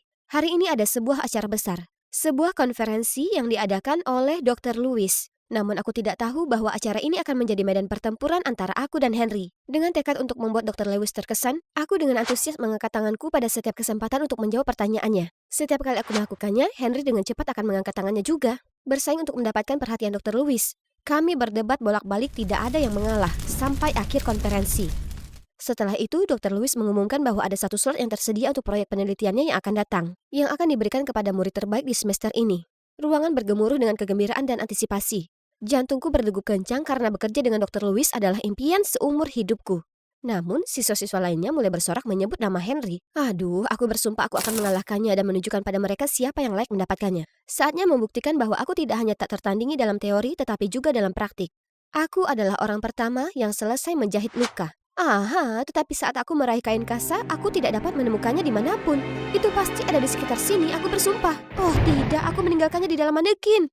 Oke, kali ini harus lebih baik. Seberapa sulitkah menggunakan defibrilator ini? Tapi kemudian aku secara tidak sengaja menyentuh bantalan logam yang terkena sengatan lalu jatuh ke belakang. Aku terus mencoba dalam banyak sesi praktik lainnya, tapi semuanya tetap gagal. Oh, Gibbs ini terlihat persis seperti paha ayam. Lakukan lagi. Tapi yang paling menyebalkan adalah Henry unggul dalam semua itu, dan siswa-siswa lainnya mulai mengejekku. Setelah itu aku pergi keluar untuk menghirup udara segar, dan jauh di lubuk hatiku, aku sangat kecewa pada diriku sendiri karena semua kegagalanku. Tiba-tiba sebuah tangan dengan lembut menepuk bahuku. Itu Laura. Aku tidak bisa menahan diri untuk memeluknya dan mulai menangis. Laura, bagaimana jika aku salah tentang diriku sendiri? Aku gagal dalam segala hal dan orang-orang mulai mempermalukanku. Oh, mereka hanya iri padamu. Tidak ada yang bisa mengalahkan nilai akademismu. Itulah mengapa mereka bersukaria atas kegagalanmu dalam praktik. Tapi otakmu yang besar itulah yang paling penting, bukan? Iya. Dan kesempatan akan menghampirimu. Ada kontes kecerdasan minggu depan. Jika kamu menang, semua orang akan mengakui bahwa kamulah yang terbaik, termasuk Henry. Bicara tentang Laura penyelamatku, aku akan berusaha sebaik mungkin. Tunggu dan lihat saja. Beberapa hari kemudian, Laura mengajakku ke perpustakaan di ruang belajar pribadi. Dia membantuku menyiapkan laptopku dan meninggalkanku sendirian agar aku bisa fokus. Semoga berhasil. Aku berpartisipasi dalam kontes lisan secara online melalui Skype. Ada panel juri yang mengajukan pertanyaan dan yang harus aku lakukan hanyalah menjawabnya secara lisan. Gampang banget. Sekarang aku hanya tinggal menunggu hasilnya. Keesokan harinya aku pergi ke sekolah seperti biasa, tapi kemudian tiba-tiba aku dipanggil ke kantor kepala sekolah. Dr. Lewis mungkin sudah tahu tentang kompetisi itu dan melihat namaku di daftar teratas. Aku baru saja akan membanggakan prestasiku ketika dia menuduhku membantu siswa lain menyontek saat ujian. Kemudian dia menunjukkan rekaman suaraku yang menjawab pertanyaan-pertanyaan. Bukankah itu untuk kontes kecerdasan? Tapi Laura bilang, Dr. Lewis, tunggu. Aku bisa menjelaskannya. Aku dengan panik menelpon Laura, tapi dia menolak untuk menjawab. Cukup, aku sangat kecewa padamu. Kamu dikeluarkan mulai saat ini juga. Merasa tersesat dan hancur, aku berjalan dengan susah payah menuju bangku di halaman sekolah. Hai, kamu baik-baik saja? Baik-baik saja? Kamu mengejekku? Sekarang plot proyek itu menjadi milikmu. Senang? Pergi dari hadapanku sekarang. Tiba-tiba setumpuk kertas jatuh ke pangkuanku. Kamu mungkin membutuhkan ini, semoga berhasil. Aku percaya kamu tidak berbuat curang. Aku membolak-balik kertas-kertas itu dengan bingung dan melihat bahwa ini semua adalah catatan Henry dari semester ini untuk pelajaran praktik yang tidak dapat ditemukan di buku teks atau kuliah biasa. Aku terus membalik sampai halaman terakhir dan melihat coretan, ketahuilah nilai dirimu. Sesuatu terbangun di dalam diriku, jadi aku menelan harga diriku dan berlari mengejar Henry. Hei, tunggu! Aku telah salah tentangmu selama ini. Maafkan aku. Jangan, itu salahku untuk bersikap kompetitif. Aku tidak bermaksud buruk, itu hanya motivasi bagiku untuk belajar lebih giat. Aku bersumpah, tapi sayang sekali jika dunia medis kehilangan seseorang sepertimu. Ya, aku tidak begitu yakin lagi. Aku terbiasa melakukan segalanya dengan cepat dan aku tidak bisa bersabar. Yang mungkin menjelaskan kecerobohanku. Itu bisa aku bantu. Kejeniusan terdiri dari 1% bakat dan 99% kerja keras, kamu tahu? Sejak itu aku sering datang ke rumah Henry untuk berlatih. Kami belajar bersama dan dia mengajarkanku banyak tips untuk tetap tenang, sabar, dan fokus. Ternyata, dia juga cukup menggemaskan. Ini dia. Terima kasih dokter, ini jahitan terbaik yang pernah aku dapatkan. Suatu hari aku bertemu dengan Laura di sebuah pom bensin. Dia mencoba bersembunyi tapi aku langsung berlari ke sana untuk menangkapnya. Bagaimana bisa kamu menipuku seperti itu dan menghilang begitu saja seperti tidak terjadi apa-apa? Aku sangat menyesal, Aubrey. Aku benar-benar buta dan hanya ingin membantu mereka yang tidak pandai belajar seperti aku. Aku tidak pernah menyangka hal itu akan menjadi serius dan kamu dikeluarkan. Dan sekarang kenapa kamu ada di sini? Hanya saja profesi medis bukanlah hal yang aku inginkan, jadi aku berhenti. Tapi Aubrey, tolong maafkan aku. Aku sangat malu dengan apa yang aku lakukan dan kamu adalah satu-satunya orang yang benar-benar bersikap baik padaku. Hanya jika kamu meluruskan semuanya dan mengaku kepada Dr. Louis. Tapi meskipun begitu, kemungkinan besar kita tidak akan bisa berteman lagi. Jadi keesokan harinya, Henry mengajakku dan Laura menemui Dr. Louis. Aubrey, Laura, apa yang kalian lakukan di sini? Dr. Louis, sayalah yang berada di balik kasus kecurangan itu. Aubrey tidak tahu apa-apa dan tidak pantas dihukum karena kesalahan saya. Saya juga sudah sangat berlatih, Pak. Lihat ini. Saya sangat berhati-hati dengan semuanya. Aubrey juga banyak membantu saya dalam proyek kita. Saya harap Anda bisa memaafkannya dan memberinya kesempatan lagi. Dr. Louis terlihat cukup puas, tapi kemudian dia tiba-tiba termenung lalu menggelengkan kepalanya. Sekolah kedokteran bukanlah tempat di mana orang bisa dengan bebas masuk dan keluar. Seorang dokter membutuhkan pikiran yang sangat tajam dan tidak mudah tertipu seperti kamu. Maaf Aubrey, tapi kamu tidak memenuhi syarat. Hatiku hancur dan aku mengunci diri di dalam apartemenku selama beberapa hari. Baru ketika Henry mengetuk pintu, aku keluar. Dia bilang dia ingin menghiburku dan membawaku ke restoran favoritnya. Aku duduk menunggu sementara Henry pergi mengambil minuman. Hei! Tapi sedetik kemudian dia terpeleset di tangga dan jatuh dengan suara gedebuk. Dengan pecahan kaca berserakan di sekitarnya. Tidak apa-apa, sepertinya pergelangan kakiku cuma terkilir, bukan masalah besar. Tapi perutku terasa mual saat aku melihat jejak darah di lantai dan sesuatu yang menonjol dari pergelangan kakinya. Sebuah pecahan kaca yang besar. Aku segera menghubungi 911 sementara Henry meringis kesakitan. Aubrey, kamu harus memberikan pertolongan pertama. Oh, benar. Aku memanggil staf restoran untuk mengambil kotak P3K. Tapi jelas situasinya sangat genting. Wajah Henry semakin pucat karena darah terus mengucur dari lukanya. Aku menutup lukanya untuk menghentikan darah, tapi hatiku terasa lemah. Aku tidak tahan melihatnya menderita. Kamu percaya padaku, Henry? Apa maksudmu? Iya. Jadi aku segera mengeluarkan kotak peralatan yang selalu kubawa di tas. Henry menggigit taplak meja di sebelah kami dan aku mulai melakukan prosedur. Aku terus mengobrol untuk mengalihkan perhatiannya dari rasa sakit, tapi itu tidak membantu. Apa yang tidak membunuhmu membuatmu lebih kuat? Apa? Hanya untuk mengalihkan perhatianku dari rasa sakit. Oke, lanjutkan. Berdiri sedikit lebih tinggi. Dan selesai. Saat aku mendongak ke atas, ada kerumunan orang yang takjub dan bersorak kagum. Teman-teman aku menyiarkan semuanya secara langsung. Video kejadian itu dengan cepat menjadi viral. Malam itu aku gelisah di tempat tidur, tidak bisa menahan kegembiraanku. Aku telah menyelamatkan nyawa manusia. Membaca komentar-komentar di video itu membuatku merasa semakin termotivasi untuk mengejar mimpiku. Keesokan paginya aku terbangun karena sebuah notifikasi di ponselku. Itu adalah email dari Dr. Louis sendiri. Aku menuju ke kantor Dr. Louis dan yang mengejutkanku, dia mengatakan bahwa dia melihat video itu dan dengan lembut berkata, Aubrey, dulu aku juga sepertimu, sombong dan terlalu mengandalkan kecerdasanku sendiri. Kemudian, sebuah kesalahan dalam operasi membuatku menyesal dan itu kuingat seumur hidupku. Namun setelah menonton video itu, aku senang kamu telah berubah. Aku melihat kerendahan hatimu.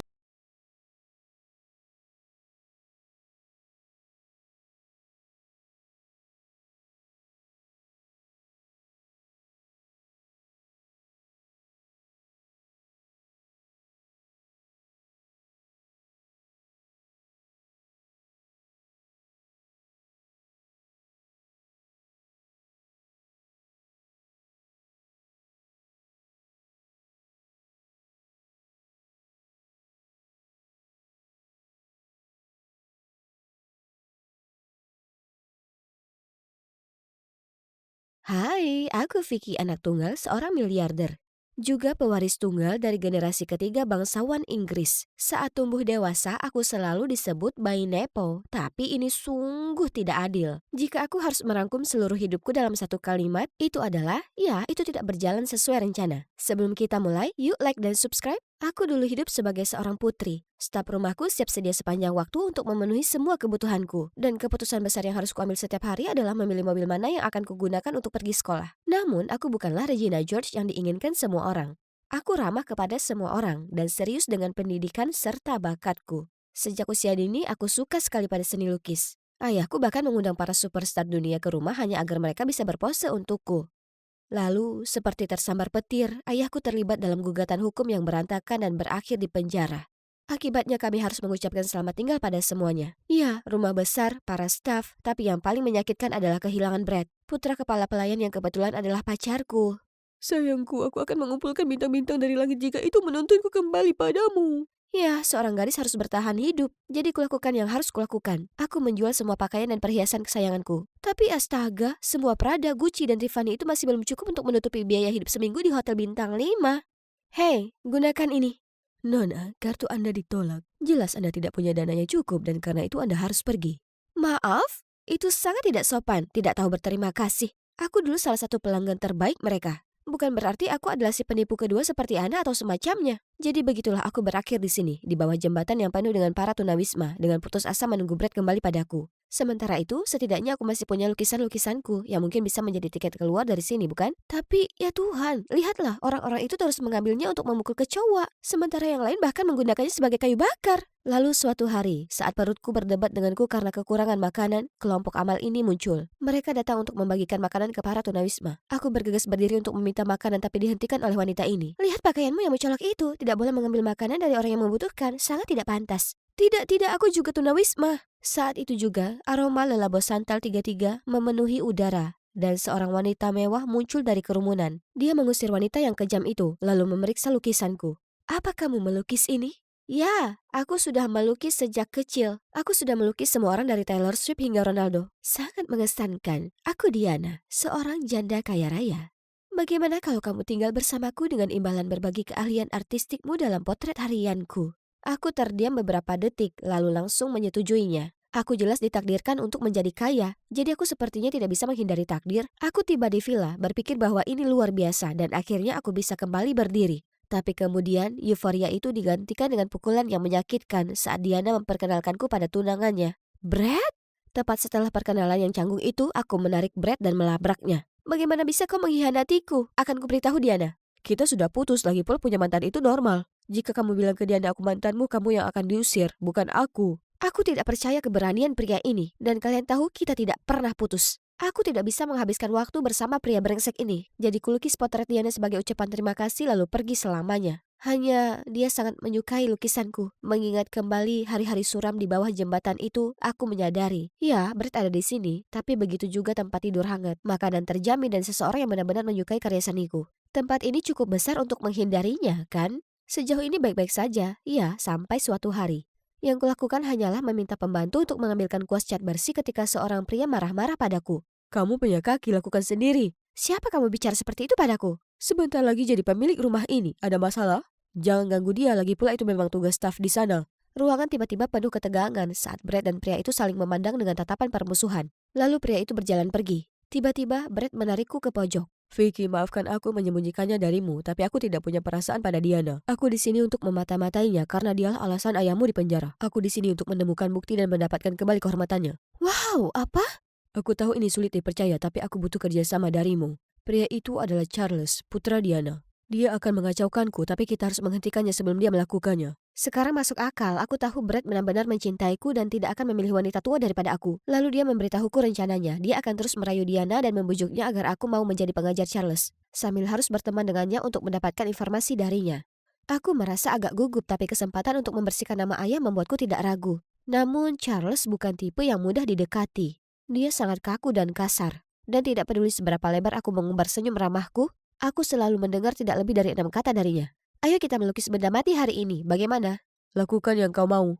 Aku berusaha sebaik mungkin mengajarinya, tetapi dia hanya mencoret-coret halaman dan selalu menghasilkan gambar terburuk yang pernah kulihat. Lalu suatu hari, dia tiba-tiba bersikeras untuk menggambar di luar ruangan dan melukisku. Jadi rencanaku berhasil. Hore! Aku berdiri dengan penuh semangat di depan teluk jendela dan berpose elegan. Panas sekali berdiri di sana, tapi aku bertahan demi sebuah karya seni. Tapi sudah 4 jam berlalu dan dia sepertinya belum selesai. Aku tidak tahan lagi, jadi aku bergegas ke arahnya dan terhenyak melihat kanvasnya masih benar-benar kosong. Aku marah sekali. Tenang, Vicky. Mungkin Charles seperti bawang dengan banyak lapisan menunggu untuk dikupas. Jadi kuputuskan melakukan pendekatan yang lebih psikologis. Aku meminta buku foto Charles dan Diana dan melihat sebuah foto keluarga. Ini pasti ayah Charles. Aku akan melukisnya dengan harapan bahwa sikap penuh perhatian ini akan menyentuh hatinya. Di hari ulang tahun Charles, aku dengan senang hati memberinya lukisan yang dibingkai dengan indah. Tak disangka, begitu melihatnya, wajahnya menggelap dan matanya berapi-api. Dengan marah ia melempar lukisan itu ke tanah dan berteriak padaku. Menghilanglah, aku tidak tahan denganmu. Ah, apa? Baiklah. Mengapa pria ini harus begitu kasar? Aku menghabiskan sepanjang minggu melukis itu. Dasar psikopat, aku sedang mengemasi barang-barangku ketika Diana masuk ke kamarku. Dia menjelaskan bahwa pria dalam foto itu bukanlah ayah Charles, tapi mantan pacarnya. Ayah Charles meninggal saat dia masih kecil.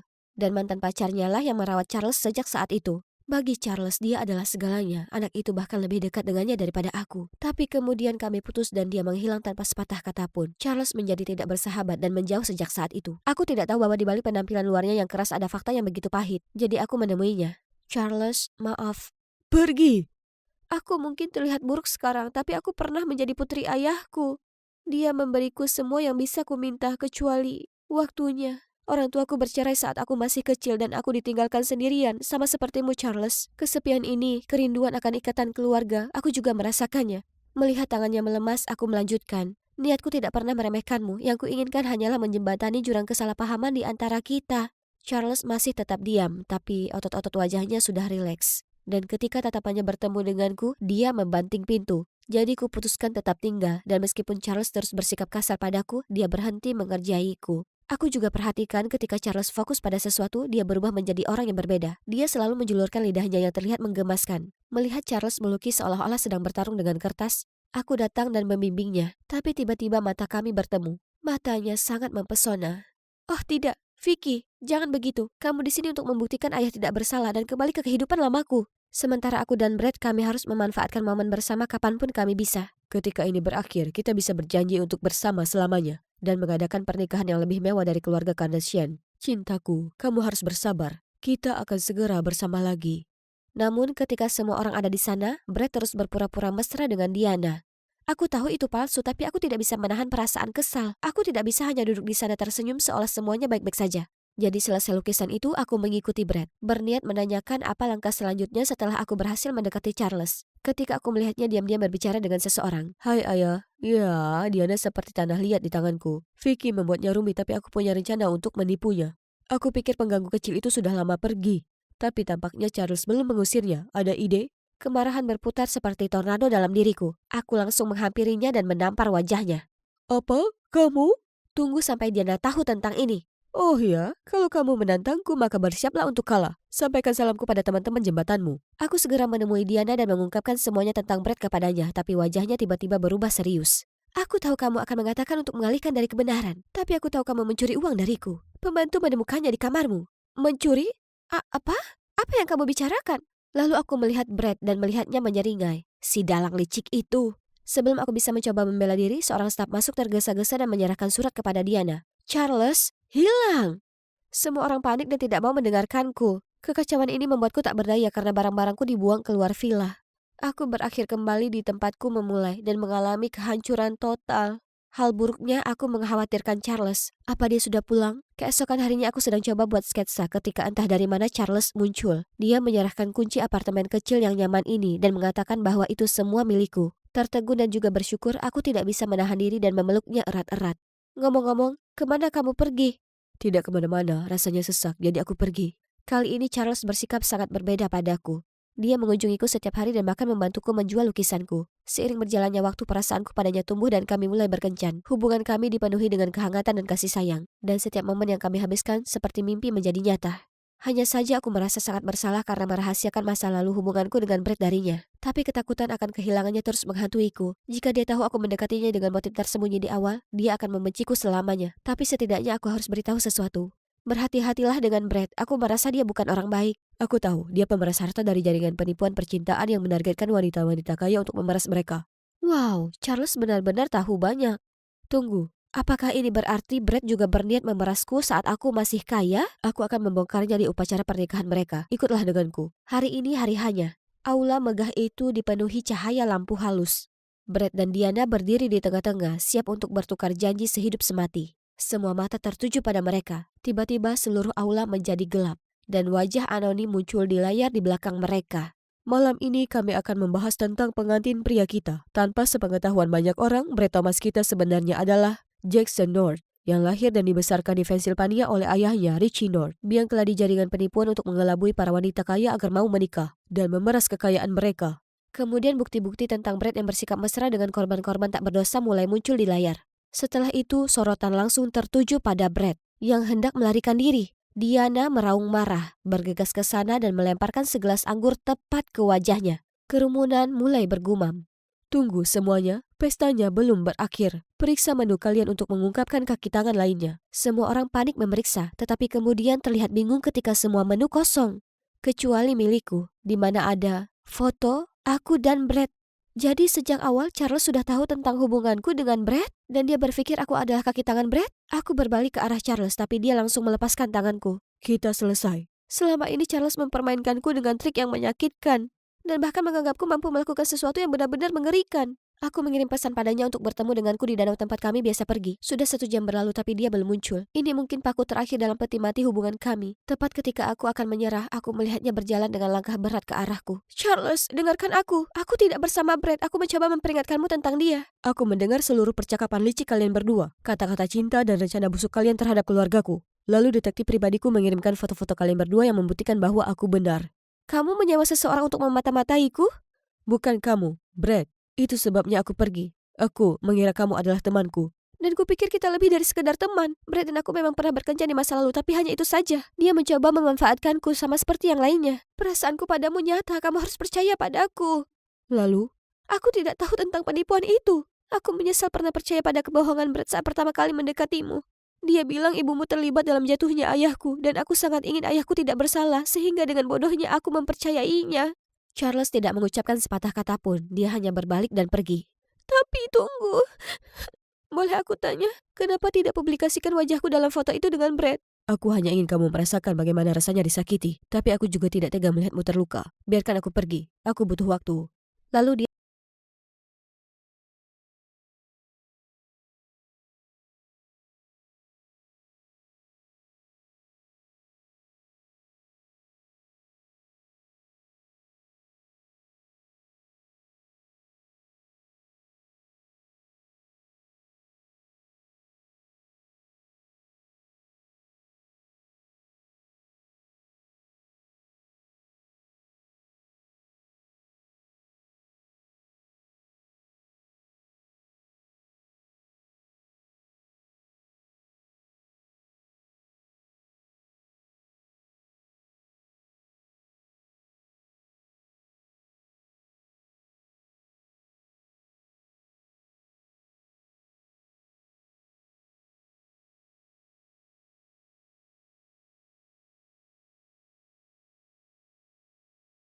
semua jalan tertutupi salju. Tak seorang pun dengan pikiran waras akan pergi keluar di cuaca seperti ini. Tapi, suara gedoran di pintu itu terus saja terdengar. Dan makin lama, makin keras. Apa mungkin itu Yeti? Kudekap selimutku dan berharap itu akan berhenti. Tapi tentu saja tidak. Aku juga tak bisa tidur dengan kebisingan yang bikin panik ini. Yeti atau bukan? Aku harus memeriksanya. Jadi, aku merayap mendekati pintu. Rasa panik melandaku. Dan dengan tangan gemetar, aku membuka pintunya sedikit. Hah? Trevor? Ya, itu bukan monster salju. Itu Trevor, yang hampir pingsan karena dingin. Tapi kedua tangannya masih berpegang erat pada sesuatu. Gemetaran dia berkata, I, ini dia. Pakai lagi beberapa pakaianmu, kau nanti masuk angin. Kemudian dia memberikan koperku. Oh Tuhan, kau gila Trevor. Kau ini yang bakal masuk angin sekarang. Aku segera mendudukannya di sofa dan menempatkan selimut di tubuhnya, lalu dengan cepat membuka koperku. Ini dia senjata rahasiaku, penghangat badan. Aku memberinya beberapa dan mengambilkan mantel lain yang tak terkena salju. Ini, minum ini dulu. Akan kubuatkan secangkir coklat. Aku mulai menuangkannya secangkir air hangat dari botol termosku. Tapi dia menghentikanku. Listriknya, padam. Ujarnya gemeteran. Pantas, itu menjelaskan kenapa rasanya seperti di freezer di dalam sini. Kalau begitu tak ada coklat panas. Hei, jadi aku ini Autumn dan ini adalah bagian kedua dari ceritaku. Jika kalian belum lihat bagian ke-1, silakan kalian cek. Jangan terkecoh dengan namaku. Pastinya sedang musim dingin di Texas di sini. Dan badai ini sungguh gila. Sayang aku terjebak di pondok berlibur bersama dengan sahabatku yang pengkhianat si Lillian, kembarannya yang pembohong Seth, dan cewek rahasianya si Charlie. Ternyata Lillian hanya menginginkan pakaian Chicagoku dan yang lainnya kecuali Trevor terlibat di dalamnya. Kembali ke Trevor, karena aku tak menginginkan kematiannya dalam pengawasanku jadi kugosok lengannya untuk menghilangkan rasa dingin. Ketika dia terlihat sedikit lebih tenang, aku menaikkan alis dan bertanya padanya, "Kenapa kau pergi keluar begini?" Begini, listriknya mati. Aku tahu akan terasa seperti Antartika bagimu di sini tanpa pemanas. Jadi aku mau pergi ambilkan kopermu. Tapi akhirnya aku terkunci di luar, jadi aku tak ada pilihan lain kecuali membangunkanmu untuk masuk. Maafkan aku. Kamu minta maaf untuk apa? Kau hanya bertindak agak bodoh. Setelahnya, kami ngobrol banyak.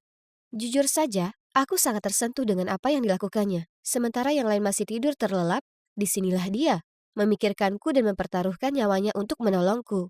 Oke, jadi mungkin aku sedikit kasar padanya tadi saat dia mengaku kalau dia menyukaiku. Tapi kan, bisa saja tadi dia hanya menggodaku. Maksudku, aku punya alasan valid untuk tak lagi percaya ke semua orang yang seatap denganku.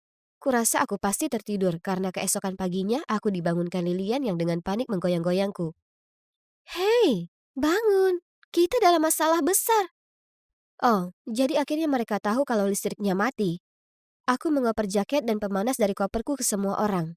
Dengar guys, memakai pakaian berlapis di kondisi ini sangat vital. Kemudian aku melihat ke arah Seth dan Trevor. Bahkan kalau itu artinya memakai topi pom-pom pink dan mantel lapis pelangi milikku. Kami tak bisa menahan tawa. Setidaknya ada sesuatu yang menyenangkan untuk mencerahkan situasi ini. Kemudian kami mulai bersiap menghadapi bencana ini. Dan aku adalah kaptennya. Karena aku satu-satunya yang paling berpengalaman dengan salju di sini. Waktu sangat krusial, jadi dengan cepat kuperiksa keran.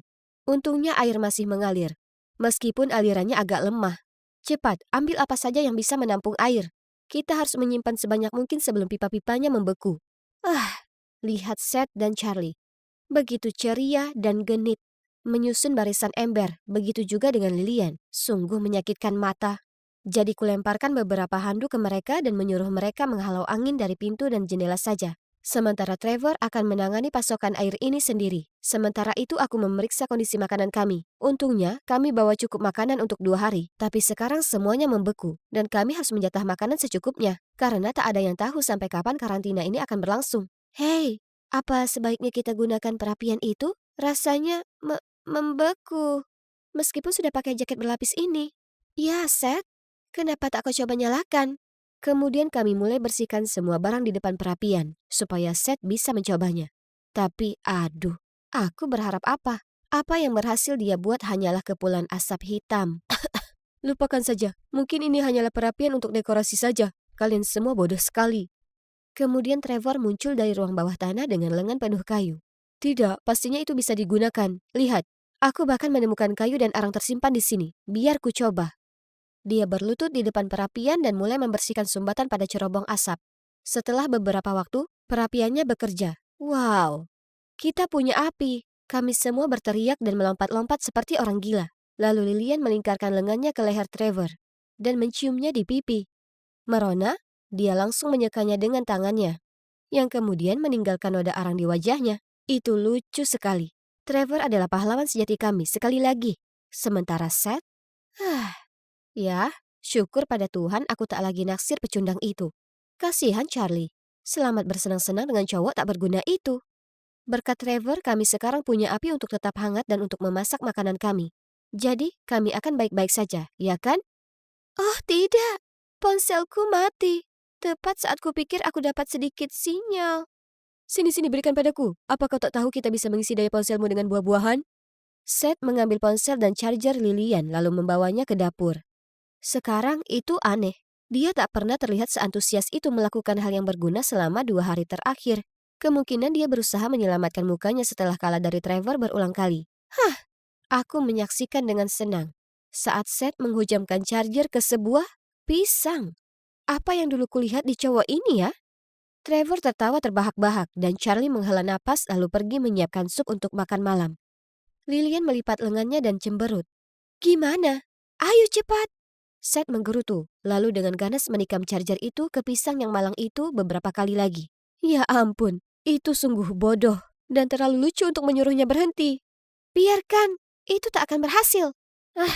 Kau merusak chargerku dan buang-buang makanan kita. Kuharap aku bisa melemparmu saja ke badai itu. Seth menjejalkan pisang tertumbuk itu ke mulutnya. Siapa yang bilang ini terbuang? Ini makan malamku. Kemudian dia pun menyingkir ke sudut ruangan dan menutupi dirinya sendiri dengan selimut. Lucu sekali. Hei, jangan khawatir. Aku punya power bank di kamarku. Akan kuambilkan. Oh, hebat. Kau ini memang pahlawan berjubah zirahku. Selalu datang dan menyelamatkanku tepat waktu. Dia mengedipkan mata lalu memeluk lengannya. Trevor langsung melihatku lalu melepaskan diri dari Lilian. Untuk apa itu tadi? Apa dia serius saat mengatakan dia suka padaku? Dia sudah menolak Lilian lebih dari 2 kali. Dan jujur saja, Aku memang merasa ada getaran aneh saat kami berdua saja di ruangan. Aku tak tahu lagi.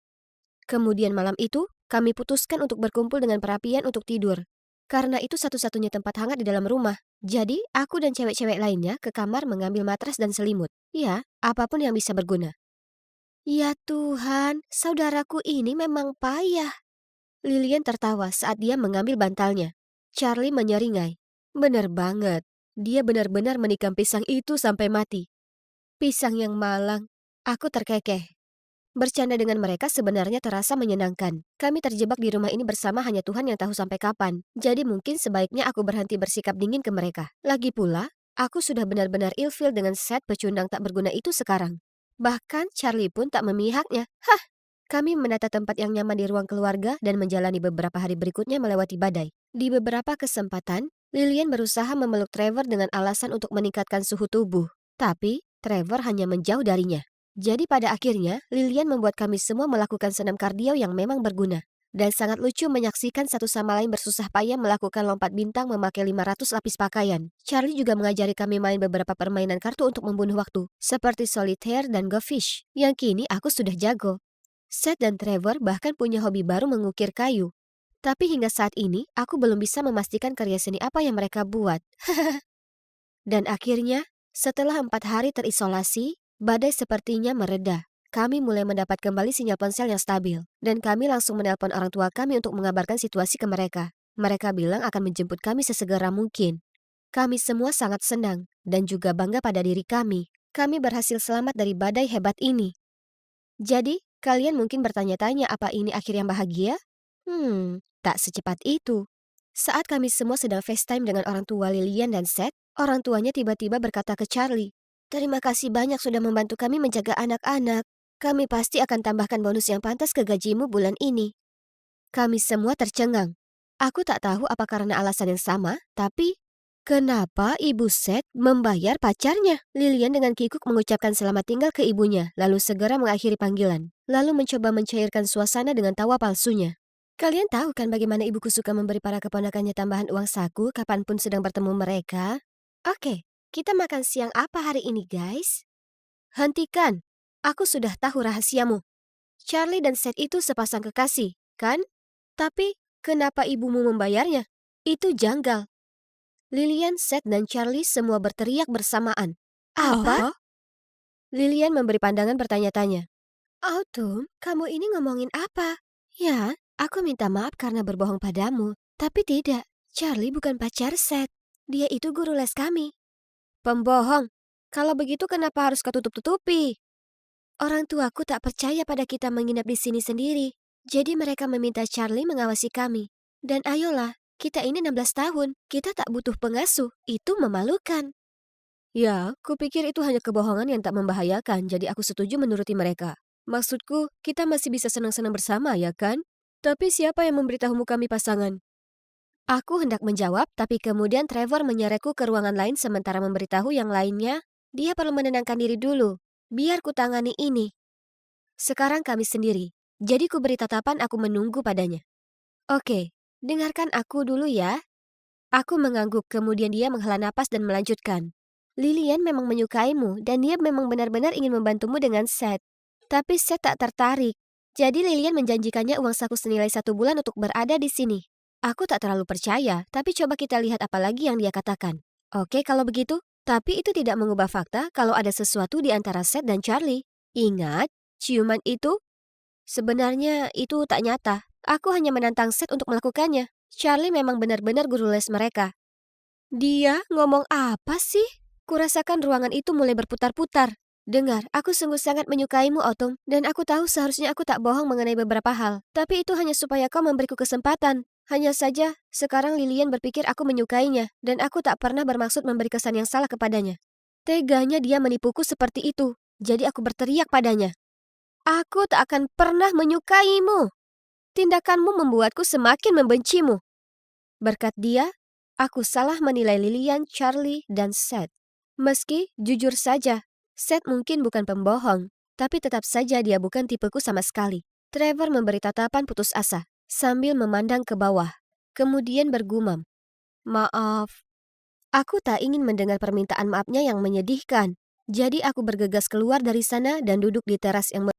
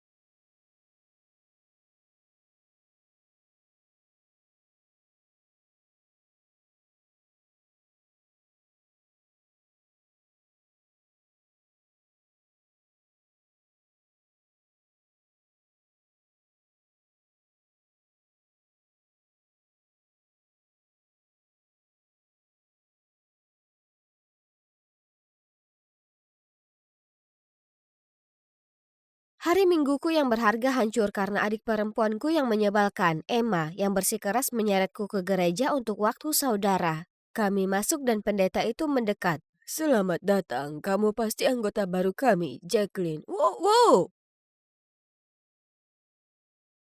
Saat itu, patung suci di dekatnya terjatuh dan hancur berkeping-keping. Itu pertanda buruk, dia pembawa sial.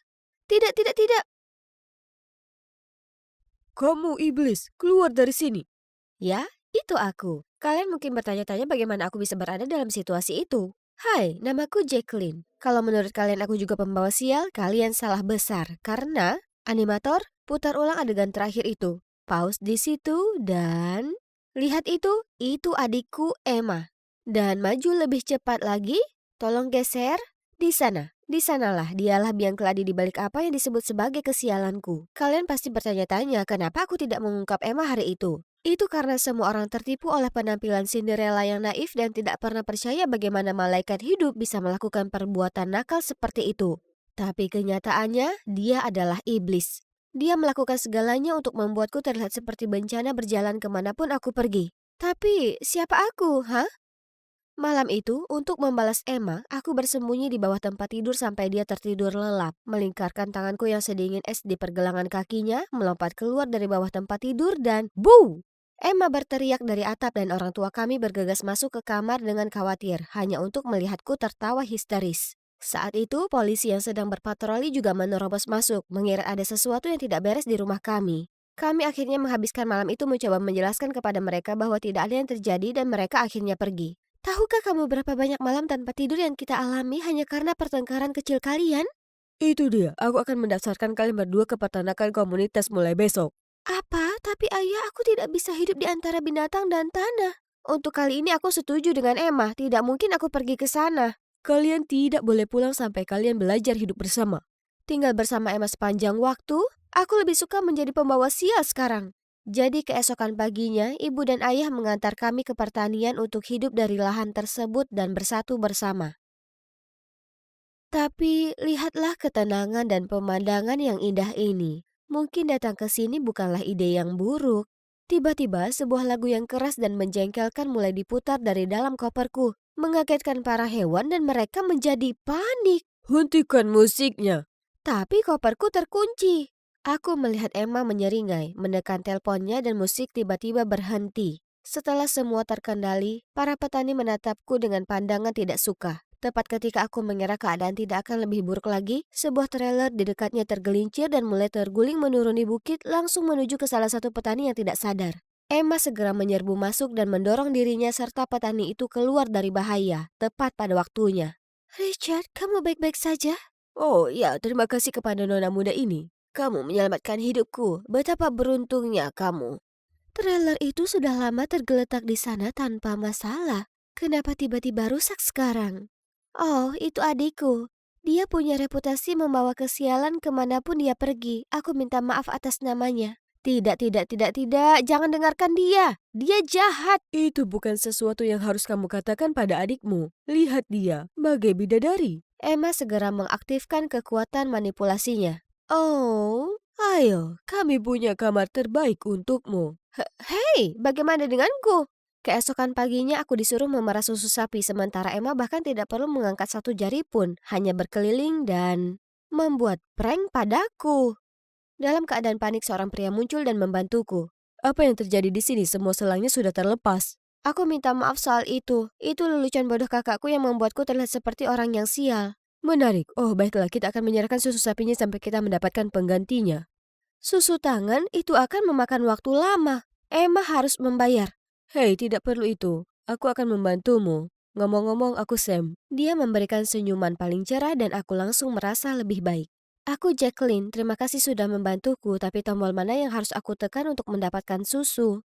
Sam tertawa terbahak-bahak dan aku merasa seperti orang paling bodoh di dunia. Maaf, itu lucu sekali. Oke, kamu tidak menekan tombol apapun. Kamu harus menekannya seperti ini. Saat itu Sandrine lewat dan melihat kami. Ya, siapa yang membuatmu tersenyum seperti itu, Sam? Jacqueline, kamu benar-benar sesuatu ya? Saat dia pergi, aku merasakan jantungku berdebar kencang dan melihat Sam juga tersipu. Rasanya panas sekali melihat musim panas. Jadi, Sam, berapa lama kamu akan tinggal di sini? Baru-baru ini, aku sebenarnya seorang pemain ski dari kota juga. Tapi aku datang ke sini karena beberapa hal. Ayo, kita jual susunya. Sam dan aku kemudian berjalan ke pasar yang ramai. Yang mengagetkan, pelanggan sangat ingin mendapatkan susu kami. Aku siap dapat uang tunai pertama dengan susah payah ketika tiba-tiba, You'd better watch out, you'd better not buy, better not drink this milk right here. Jinxie Jacqueline coming to town. Kerumunan ramai karena khawatir atas susu kami. Sebenarnya kukira orang lain adalah sang pembawa sialnya. Soalnya susu kita sangat segar hari ini. Semua berkat jimat keberuntunganku Jacqueline. Dia dan aku bekerja sepanjang pagi untuk memerah susu sapi dengan tangan. Berkat perkataan Sam, penonton kembali heboh. Semudah itu, susunya terjual habis hanya dalam beberapa jam. Wuhu! Namun ketika kami sampai di rumah, orang-orang mulai memuji Emma karena membawa keberuntungan bagi bisnisnya. Sebenarnya Sam dan akulah yang memerah susu sapi. Dan Sam melakukan sebagian besar pekerjaan berat. Dia tidak ada hubungannya dengan ini. Ruangan itu tiba-tiba terasa canggung dan orang-orang mulai membuang muka. Cuma Sandrine yang peduli untuk mengenali kami. Jadi begitu, kalian berdua adalah tim yang hebat. Bagaimana dengan kita? Aku pikir kita menjadi tim yang lebih baik. Lepaskan aku dasar brengsek. Aduh, semangat sekali. Ya ampun, apa kamu baik-baik saja?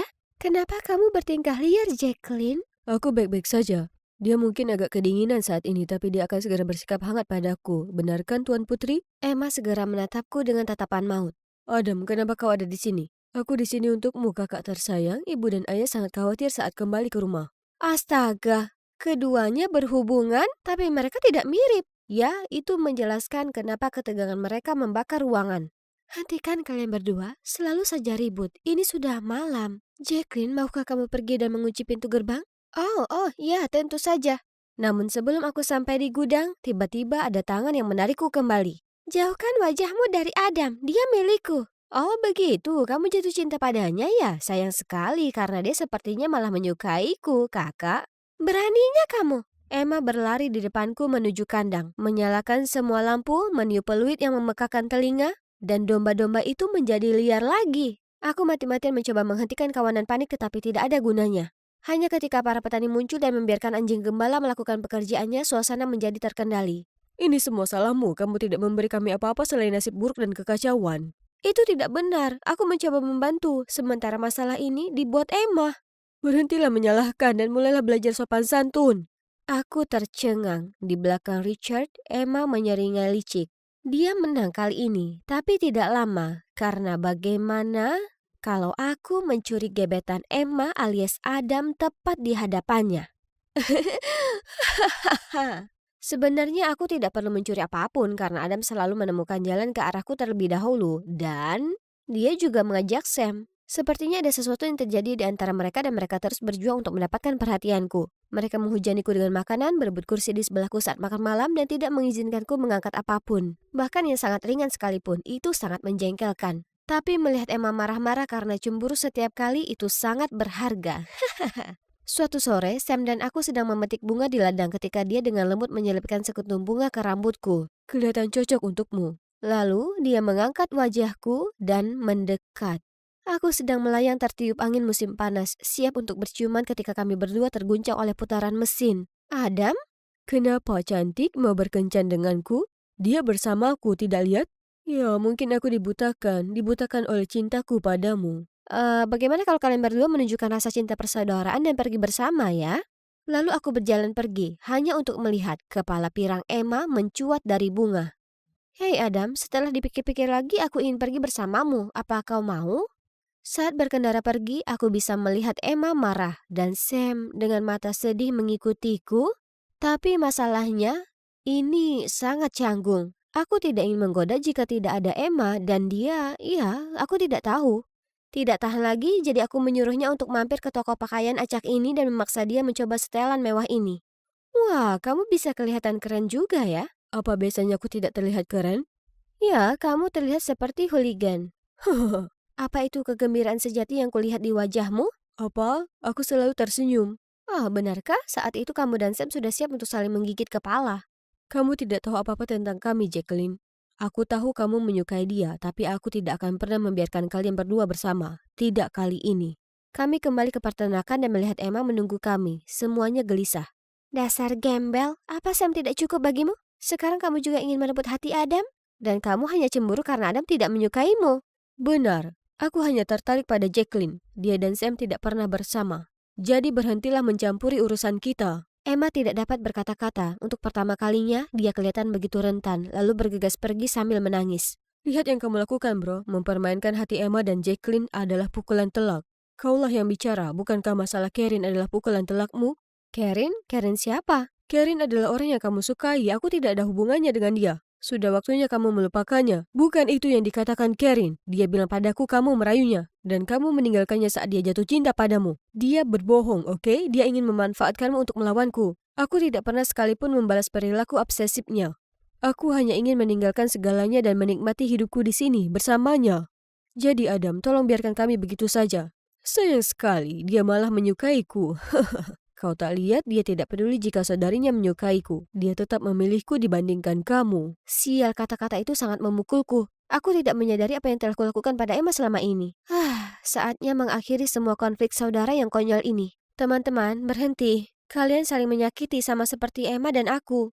Jacqueline, sebrengsek ini mempermainkanmu dan Emma. Dia layak dipukul. Tidak, Sam. Aku juga bukan orang yang polos. Aku juga memanfaatkan Adam untuk membalas Emma. Kamu apa? Aku tahu, tapi semua balas dendam kecil ini tidak membawa kebaikan sedikit pun bagi kita. Tidak ada yang menang sama sekali. Dan sejujurnya, aku menyesal telah menyakiti Emma. Kalian juga harusnya begitu. Kamu ingin anak emas ini melepaskan egonya yang setinggi langit? Ya, semoga berhasil. Aku bukan anak emas, Adam. Apa kamu bercanda? Dengan semua kesuksesan dan piala skimu, ibu dan ayah bahkan tidak bisa melihatku di balik semua itu. Saat kamu meninggalkan rumah, mereka ketakutan dan membuatku pergi mencarimu. Kamu tahu alasan aku berhenti main ski dan meninggalkan rumah? Karena ibu dan ayah tidak berhenti menekanku. Itu membuatku tercekik. Setiap kali aku berdiri di arena, seluruh tubuhku bergetar hebat. Aku bukanlah manusia sempurna dan aku tidak ingin mengalihkan perhatianmu. Aku minta maaf kalau kamu merasa begitu. Ya, aku tidak tahu. Kamu bisa memberitahu kami yang kamu alami. Ke siapa? Ke ibu dan ayah? Mereka yang terus mendorong dan mengomel? Maaf, aku tidak ada untukmu. Akulah yang jahat. Baiklah, kalian berdua bisa menyelesaikan ini. Sekarang permisi, aku punya konflik saudara sendiri yang harus diselesaikan. Aku hendak pergi ketika kami mendengar Emma berteriak. Api! Api, tolong! Kami segera bergegas menghampirinya dan api sudah menyambar tumpukan jerami. Nyala api itu menyebar dengan cepat.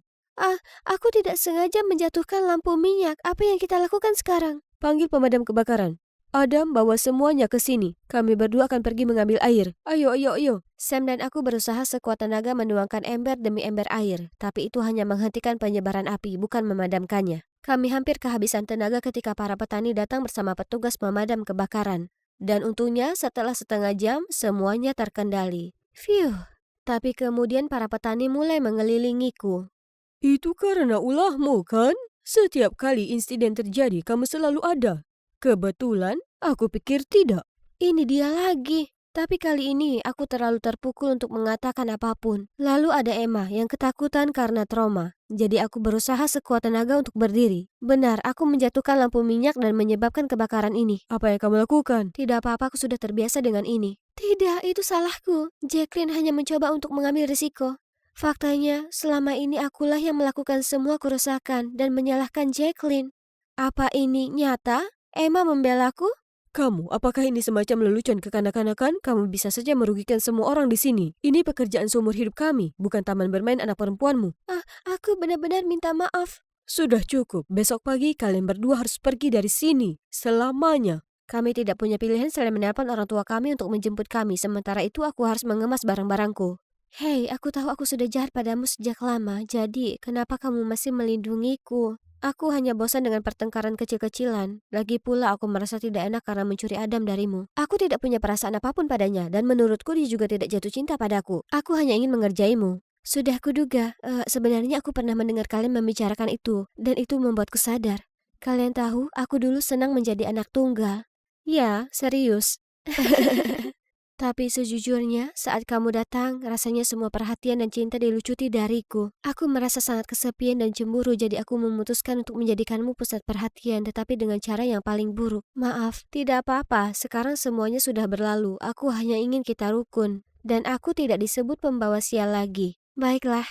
Keesokan paginya orang tua kami datang dengan keadaan marah. Kami sangat siap untuk landasan jangka panjang, tetapi begitu mereka melihat kami berpegangan tangan, mereka senang. Sayang, menurutku rencanamu berhasil. Aku tahu kalian berdua bisa jadi pembuat anak kecil, tapi jauh di lubuk hati kalian masih saling mencintai. Ayo, kita pulang. Bisa tunggu beberapa menit saja? Aku tidak ingin pergi tanpa mengucapkan selamat tinggal pada Sam, tapi kenapa dia lama sekali? Kalau begitu, aku harus pergi. Sam akhirnya muncul. Tunggu. Aku bergegas keluar dari mobil dan berlari untuk memeluknya erat-erat.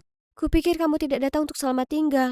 Bagaimana tidak, apalagi saat kamu melupakan hal terpenting. Serius? Apa itu? Itu aku, kamu bodoh. Oh, kamu akan kembali ke kota? Ya, aku punya alasan untuk kembali sekarang ke kota untuk bermain ski. Dan apa itu? Itu kamu. Tiba-tiba sebuah pohon tumbang tepat di samping kami dan merusak kotak surat, menyebabkan semua surat berterbangan. Haha, kamu benar-benar sial ya? Hei, pohon itu sudah busuk. Dan bukankah tidak mengenai kita berarti sebenarnya aku beruntung? Aku hanya bercanda.